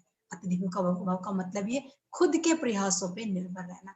बौद्ध धर्म खुद के प्रयासों पे निर्भर थे, ना वो राजा पे ना किसी और पे। वो लास्ट मोमेंट तक भी वो लोगों को देने का काम किया उन्होंने वहां पर धर्म को पूरी तरह से प्रतिस्थापित किया। हार नहीं मानी उन्होंने कि मतलब हार मान कर चले जाए। हम तो जरा सी देर में हार मान लेते हैं, जरा सी देर में हम मतलब एकदम क्या बोलते हैं हार मान कर बैठ जाते हैं। मुझे ऐसे ही गुरुओं ने मुझे प्रेरणा दी है कि जब मैं काम करती हूँ और जब वहां पर कुछ नहीं होता तो मैं बोलती हूँ कि हार नहीं मानूंगी, चाहे जिंदगी गुजर जाए ऐसे ही, चाहे भले ही कुछ ना हो मगर हार नहीं मानेंगे। पत्थरों को तोड़ते तोड़ते जीवन चला जाए लेकिन हार नहीं मानेंगे। हो सकता है कि हमसे अगले आने वाली पीढ़ी इस पत्थर को और तोड़ दे। हमने जो प्रयास किया उससे आगे के प्रयास वो कर सकती है। तो हमने निराश नहीं होना चाहिए, हमने आशा के साथ में हमने आगे बढ़ना चाहिए। ये बोधि धम्म के जीवन से हम सीखते हैं। चौथी बात जो थी मतलब उनके जीवन की, जो मतलब इसमें आती है कि उनको, वो ऐसे व्यक्ति थे, मतलब उसमें वीडियो में बताया कि सम्मोहन, मैं सम्मोहन के इसमें नहीं जाती, लेकिन हाँ, जो व्यक्ति खुद के मन को जानता है वो व्यक्ति दूसरे के भी मन को जानता है। जिस व्यक्ति ने खुद पर विजय प्राप्त कर ली वो संसार पर विजय प्राप्त कर सकता है, लेकिन हम दूसरों को जीतना चाहते हैं और खुद के मन को हमने जीता नहीं है। तो इस प्रकार की जो बात है वो बौद्ध धर्म के जीवन से मिलती है कि लोग कहते हैं कि जो उनके पास में आ जाता था जैसे वो सम्मोहित हो जाता था। अरे जब अच्छे व्यक्ति के पास में जाओगे तो अपने आप ही सम्मोहित हो जाओगे, उसकी अच्छाइयां आपको वैसे ही खींच के ले आएंगी। भाई फूलों के पास जाओगे तो खुशबू ही आएगी ना, फूलों के पास तो खुशबू आएगी, अगरबत्ती तो खुशबू देगी, बदबू थोड़ा ना देगी, बदबू देगी गंदी नाली, बदबू देगी वो गंदा नाला। तो वो जो व्यक्ति होते हैं इस प्रकार के, वो तो खुशबू से ओत-पोत होते हैं। वो तो ऐसा इत्र होता है कि जिस इत्र की खुशबू तो दूर दूर तक फैलती है। आह, बौद्ध धर्म की खुशबू देखो ना, चीन क्या, जापान क्या, कोरिया क्या, तिब्बत क्या, भारत क्या, पूरे विश्व में उसकी खुशबू जो है आज भी सुगंध दे रही है। तो वो जब कोई व्यक्ति उनके पास में जाएगा तो क्या वो सम्मोहित नहीं होगा? अच्छी सुगंध को देख के कौन ना रुक जाता? पर हाँ, वो बशर्त है कि सुगंध अच्छी हो ना। तो वो जो सुगंध है वो वैसे ही, वो सुगंध व्यक्ति के व्यक्तित्व की होती है, उसके अच्छे आचरण की होती है ना, उसके गुणों की वो सुगंध होती है। इसीलिए व्यक्ति सम्मोहित हो जाता है ना। लोग कहते हैं कि मुझे उसके साथ पास बैठकर ऐसा लगता है कि उसके साथ ज्यादा से ज्यादा समय बिताऊं। तो वो जो समय बिताना है, उसके साथ जो रहना है, वो मात्र इतना ही नहीं है, बल्कि वो जो बात है वो बात है अच्छाइयों की, है ना, कि हम प्रेरित हो जाते हैं, हम तुरंत ही उससे कैच हो जाते हैं। जैसे मैं अक्सर कहती हूँ कि बाबा साहब को पढ़ लोगे तो बाबा साहब के हो जाओगे, उससे प्रेम करने लगोगे क्योंकि उसने प्रयास इतने किए हैं कि उसके प्रयासों से प्रेम हो जाता है ना। हमेशा ही मतलब मैंने इसको देखा है। कराटे मेरा मतलब वो ऐसा प्यार रहा है कि जिसको मैं कभी ये नहीं कर पाई। बाबा साहब मेरा फर्स्ट लव रहा एवर, लेकिन कराटे ने ही मुझे, या फिर सेल्फ डिफेंस की टेक्निक्स ने ही मुझे इस चीज को जिंदा रखा है। मैं भंते का सही में शुक्रिया अदा करती हूँ उनके संरक्षित जी का, कि उनकी वजह से इतना सुंदर संघ हमें मिला। इतने सुंदर संघ की वजह से ये संघ मतलब उत्तर भारत में आया। उत्तर भारत में संघ के आने की वजह से अमोघ भद्र उत्तर भारत में आए कराटे के इससे, क्योंकि अमोघ सिद्धि के मतलब अमोघ सिद्धि उनके गुरु थे। अमोघ सिद्धि जो आप सब जानते हैं, रत्न सिद्धि है, तेज धम्म है, उस वक्त के सारे दिग्गज थे। अमोघ सिद्धि जी भी थे उस वक्त। और कराटे के बाद मतलब ये पुराने मास्टर्स की बात कर रही हूँ मैं। फिर उनके जो शिष्य हुए, ये अमोघ भद्र है, फिर बाकी के और शिष्य हुए, ये है ना, तेज धम्म भी अमोघ भद्र जी उनके शिष्य हैं, अमोघ सिद्धि जी के। तो ये सारे के सारे उनके हुए, और फिर उनके हम हैं, हम थर्ड पीढ़ी है उनकी। तो इस प्रकार से मैंने देखा कि उसकी वजह से मुझे एक चीज ने मुझे कितनी सारी चीज सीखने को मिली। कभी कभी मैं सोचती हूँ, बचपन से ही बौद्ध धर्म में भी मेरी रुचि थी, लेकिन हिंसाएं दिमाग में दौड़ती थी ना, तो कई बार मैं ऐसा सोचती हूँ कि शायद मेरे हाथ में बंदूक के लिए कुछ होता है, ऐसा ऐसा जरूर कुछ होता है। लेकिन आज मेरे पास में जो है वो क्या है, सुंदर ऐसा धम्म है। तो जिसके पास आता है वो उसको खत्म नहीं करता, उसको बना देता है ना। बुद्ध ने बनाने की बात की है, खत्म करने की बात नहीं की। और खत्म किसको करता है, तो उसके अंदर के विकारों को खत्म करता है ना, उसके अंदर की नकारात्मकता को खत्म करता है। जैसे मैं अपने अंदर की नकारात्मकता को धीरे धीरे खत्म करने का मतलब धीरे धीरे प्रोसेस में हूँ। ऐसा नहीं कहने कि मैं एकदम सब कुछ खत्म कर रही हूँ, मैं भी प्रोसेस में हूँ, मैं भी उस प्रोसेस का एक हिस्सा हूँ। तो हमने बौद्ध धर्म के जीवन से हमने इस बात को सीखना चाहिए कि वो सम्मोहित कर लेते थे, या फिर उसमें उस प्रकार की विद्याएं थी। और मैं आपको बता दूं, ये टच थेरेपी वहीं से ही आई है। ये जो क्या बोलते हैं अभी जो रेकी चल रहा है, ये सब रेकी थेरेपी कहाँ से आई है, वहीं से आई है ना। और ये जो पिन गार्ड थे ना, इसको बोलते हैं वो एक्यूप्रेशर, यह भी वहीं से, वही उसी पद्धति से। ये सारी पद्धतियां बौद्ध भिक्षुओं ने निजात की है ना। नेचुरोपैथी वहां से आई। क्यों? क्योंकि वो ध्यान के मास्टर है, उन्होंने क्रिएशन सीखा है, उन्होंने विध्वंस करना नहीं सीखा। तो अभी ये जो विध्वंस की आंधी आई है ना, ये जो विध्वंस की आंधी आई है, इस विध्वंस की आंधी को हमने हमारे क्रिएशन से क्या करना है, थामना है। इसको हमने क्या करना, अपॉर्चुनिटी में लेना है। हमने अपनी क्षमताओं को बढ़ाना है, और क्षमताओं को बढ़ाकर इस विध्वंस की आंधी को, इस विषमता की आंधी को, इस मतलब इस ऐसी एक आंधी आंधी को, जो आंधी मनुष्य को मनुष्य करके नहीं देखना चाहती, इसको हम थाम सकते हैं, ये ज्यादा दिन नहीं रह सकती। तो ये बोधि धम्म के जीवन से हम सीख सकते हैं कि जब इतनी कठिनाई से गुजर के वो वहां जा सकता है, हम भी ऐसा काम कर सकते हैं। तो मुझे लगता है कि बोधि धम्म का जो पूरा जो जीवन था, वो जीवन इसी प्रकार का जीवन है। उस जीवन में अनेकों लोगों के जो जीवन है उसको परिवर्तित किया गया। उन्होंने कोई ऐसा बड़ा धम्म ग्रंथ नहीं लिखा बोधि धम्म ने, लेकिन उनका पूरा जीवन ही ग्रंथ था, है ना। और उनके जो जीवन था, वो जीवन इस तरीके से था कि उनके बाद में जो पूरा जैन संप्रदाय है, उसमें बोधि धम्म की ही जिक्र है ना। पूरा का पूरा उन्हीं से ही वो आया है, उन्होंने लिखा नहीं है, लेकिन हाँ उन्होंने उनके बाद के जो लोग हैं, उन्होंने उस क्रिएशन को किया है। और फिर बहुत सारा जो आज मतलब मिलता है जैन संप्रदाय का, ये सारा बोधि धम्म के इससे आता है। तो उनके अनुभव जो है वो उन्होंने लोगों को दिए थे, और वो लास्ट समय तक वह इसी काम को करते रहे, अंतिम समय तक। जो उनका अंतिम श्वास थी, वो तब तक इस काम को करते रहे। तो ऐसे जो आचार्य बोधि धम्म हुए हैं, तो मुझे बहुत खुशी है कि आज के इस दिन मतलब मुझे मेरे जो दोस्त थे, उन्होंने मुझे ये इसके लिए मौका दिया था बोलने के लिए। आई एम सॉरी अगर थोड़ा सा समय ज्यादा हो गया होगा, वैसे मैं समय को मतलब उसमें थी कि समय के अंदर ही खत्म करना है। तो मैं सही में बहुत बहुत धन्यवाद करना चाहूंगी कोकर्ण मतलब तीर्थ नियुक्त कोकर्ण विभाग को, कि जिन्होंने इस मालिका को शुरू किया। और फिर उन्होंने मुझे बोधि धम्म जी के बारे में बोलने के लिए कहा, क्योंकि बोधि धम्म जी के बारे में बोलने का मतलब था कि मैं खुद से रूबरू हो रही थी मैं खुद की प्रैक्टिस से रूबरू हो रही थी। और मुझे जब मैं इसको मतलब पढ़ते पढ़ते मुझे लगा, श्रद्धावजरी तू कहाँ है, जरा पुनः अपने अंदर की उसको क्षमताओं को देख और फिर से तैयार हो। और वो जो गर्ल्स है, मतलब गर्ल्स के सेल्फ डिफेंस के लिए पुनः तैयारी करो, है ना। कमर कसनी होगी फिर से इस प्रॉब्लम के समय पे, फिर से इस ऐसे आंधियों के समय पे। तो हमने मतलब खुद को तैयार करना है। तो मैं सभी का जो भी मुझे सुन रहे हैं, मेरी धर्मचारिणी बहनें, मेरे धर्मचारी भाई, धम्म मित्र, जो भी मेरे दोस्त हैं यहाँ पर, मैं उन सभी का ही तहे दिल से शुक्रिया अदा करती हूँ कि वो उन्होंने मुझे सुना। और अगर मतलब मैंने कोशिश की है, मैं ये नहीं कह रही कि आई एम द परफेक्ट, मैंने कहा कि मैंने कोशिश की है कि मैं मेरे अनुभवों से बोधि धम्म को बताऊं, क्योंकि मेरे कराटे का एक लंबा अनुभव रहा है। मैंने मतलब इस तरीके से ही उनको देखा है बोधि धम्म को ना।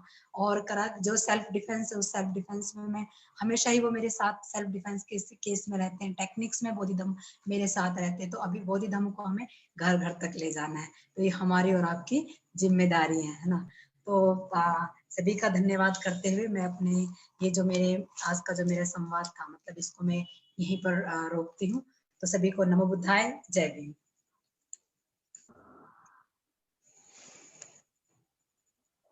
बहुत बहुत धन्यवाद श्रद्धावजरी जी, बहुत ही खूबसूरती से आपने मार्गदर्शन दिया हमें, और बहुत एनर्जेटिक, बहुत इंस्पिरेशनल टॉक था ये। बहुत खूबसूरत था।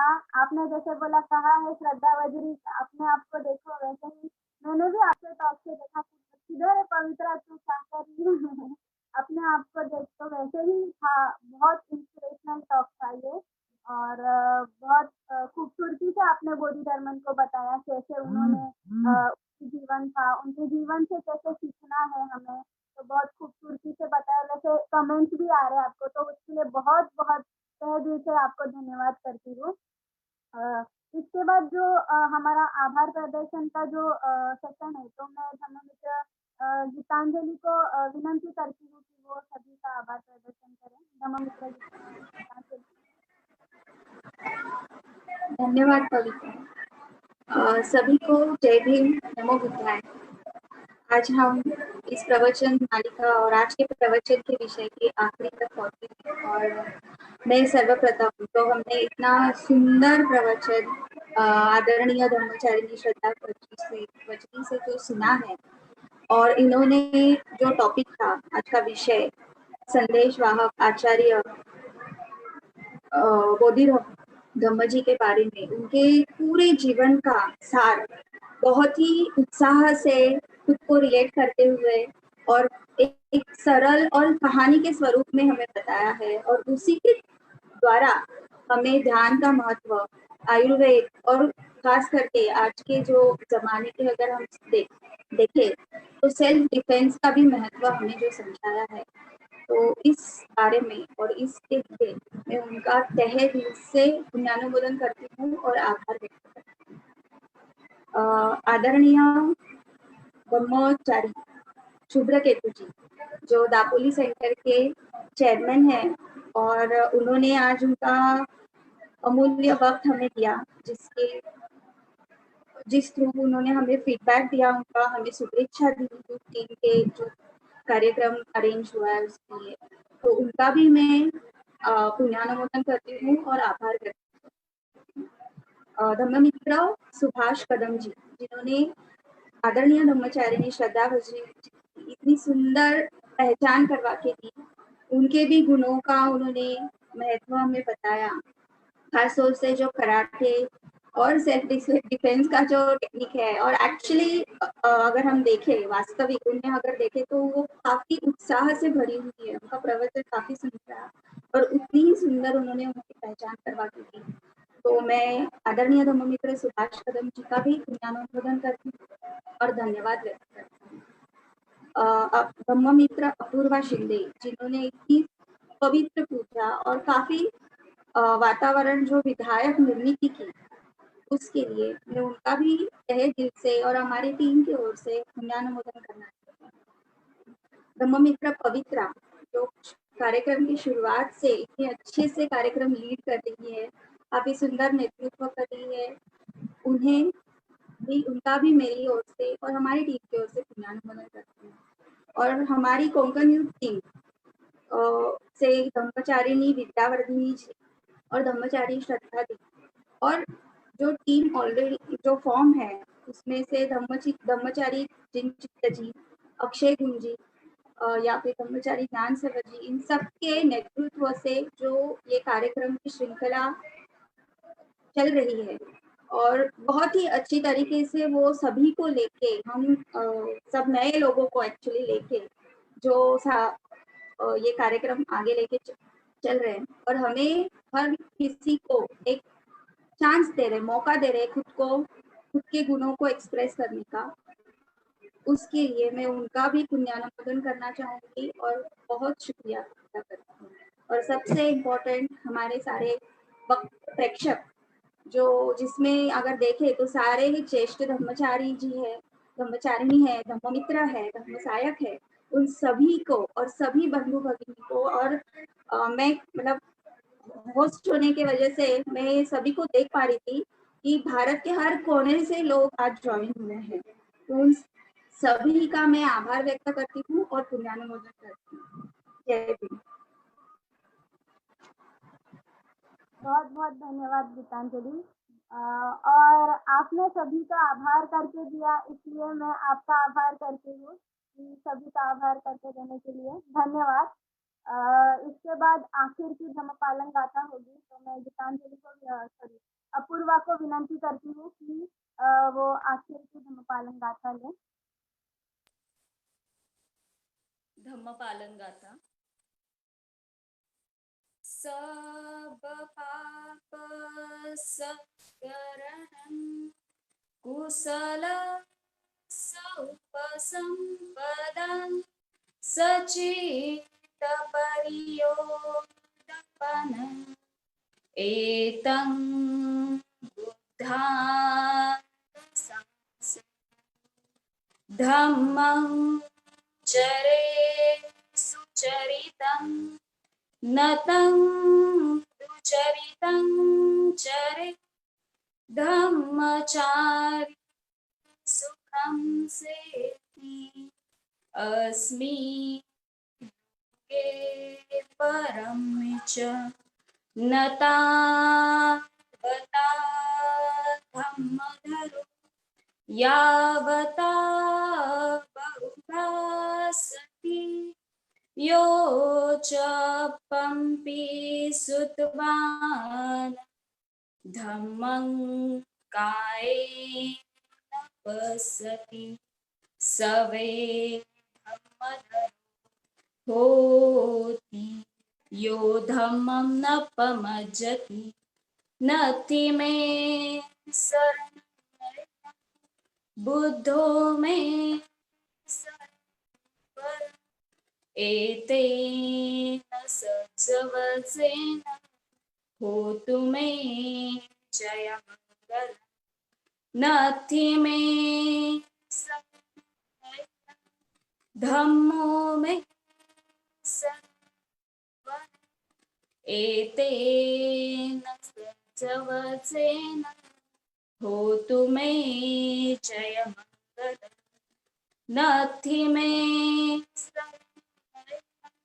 संघो मे सर्वं एतेन सत्सवसेन होतु मे जयमङ्गलम् नमो बुद्धाय नमो धम्माय नमो संघाय साधु साधु साधु। सभी को मैत्रीपूर्ण जय भीम।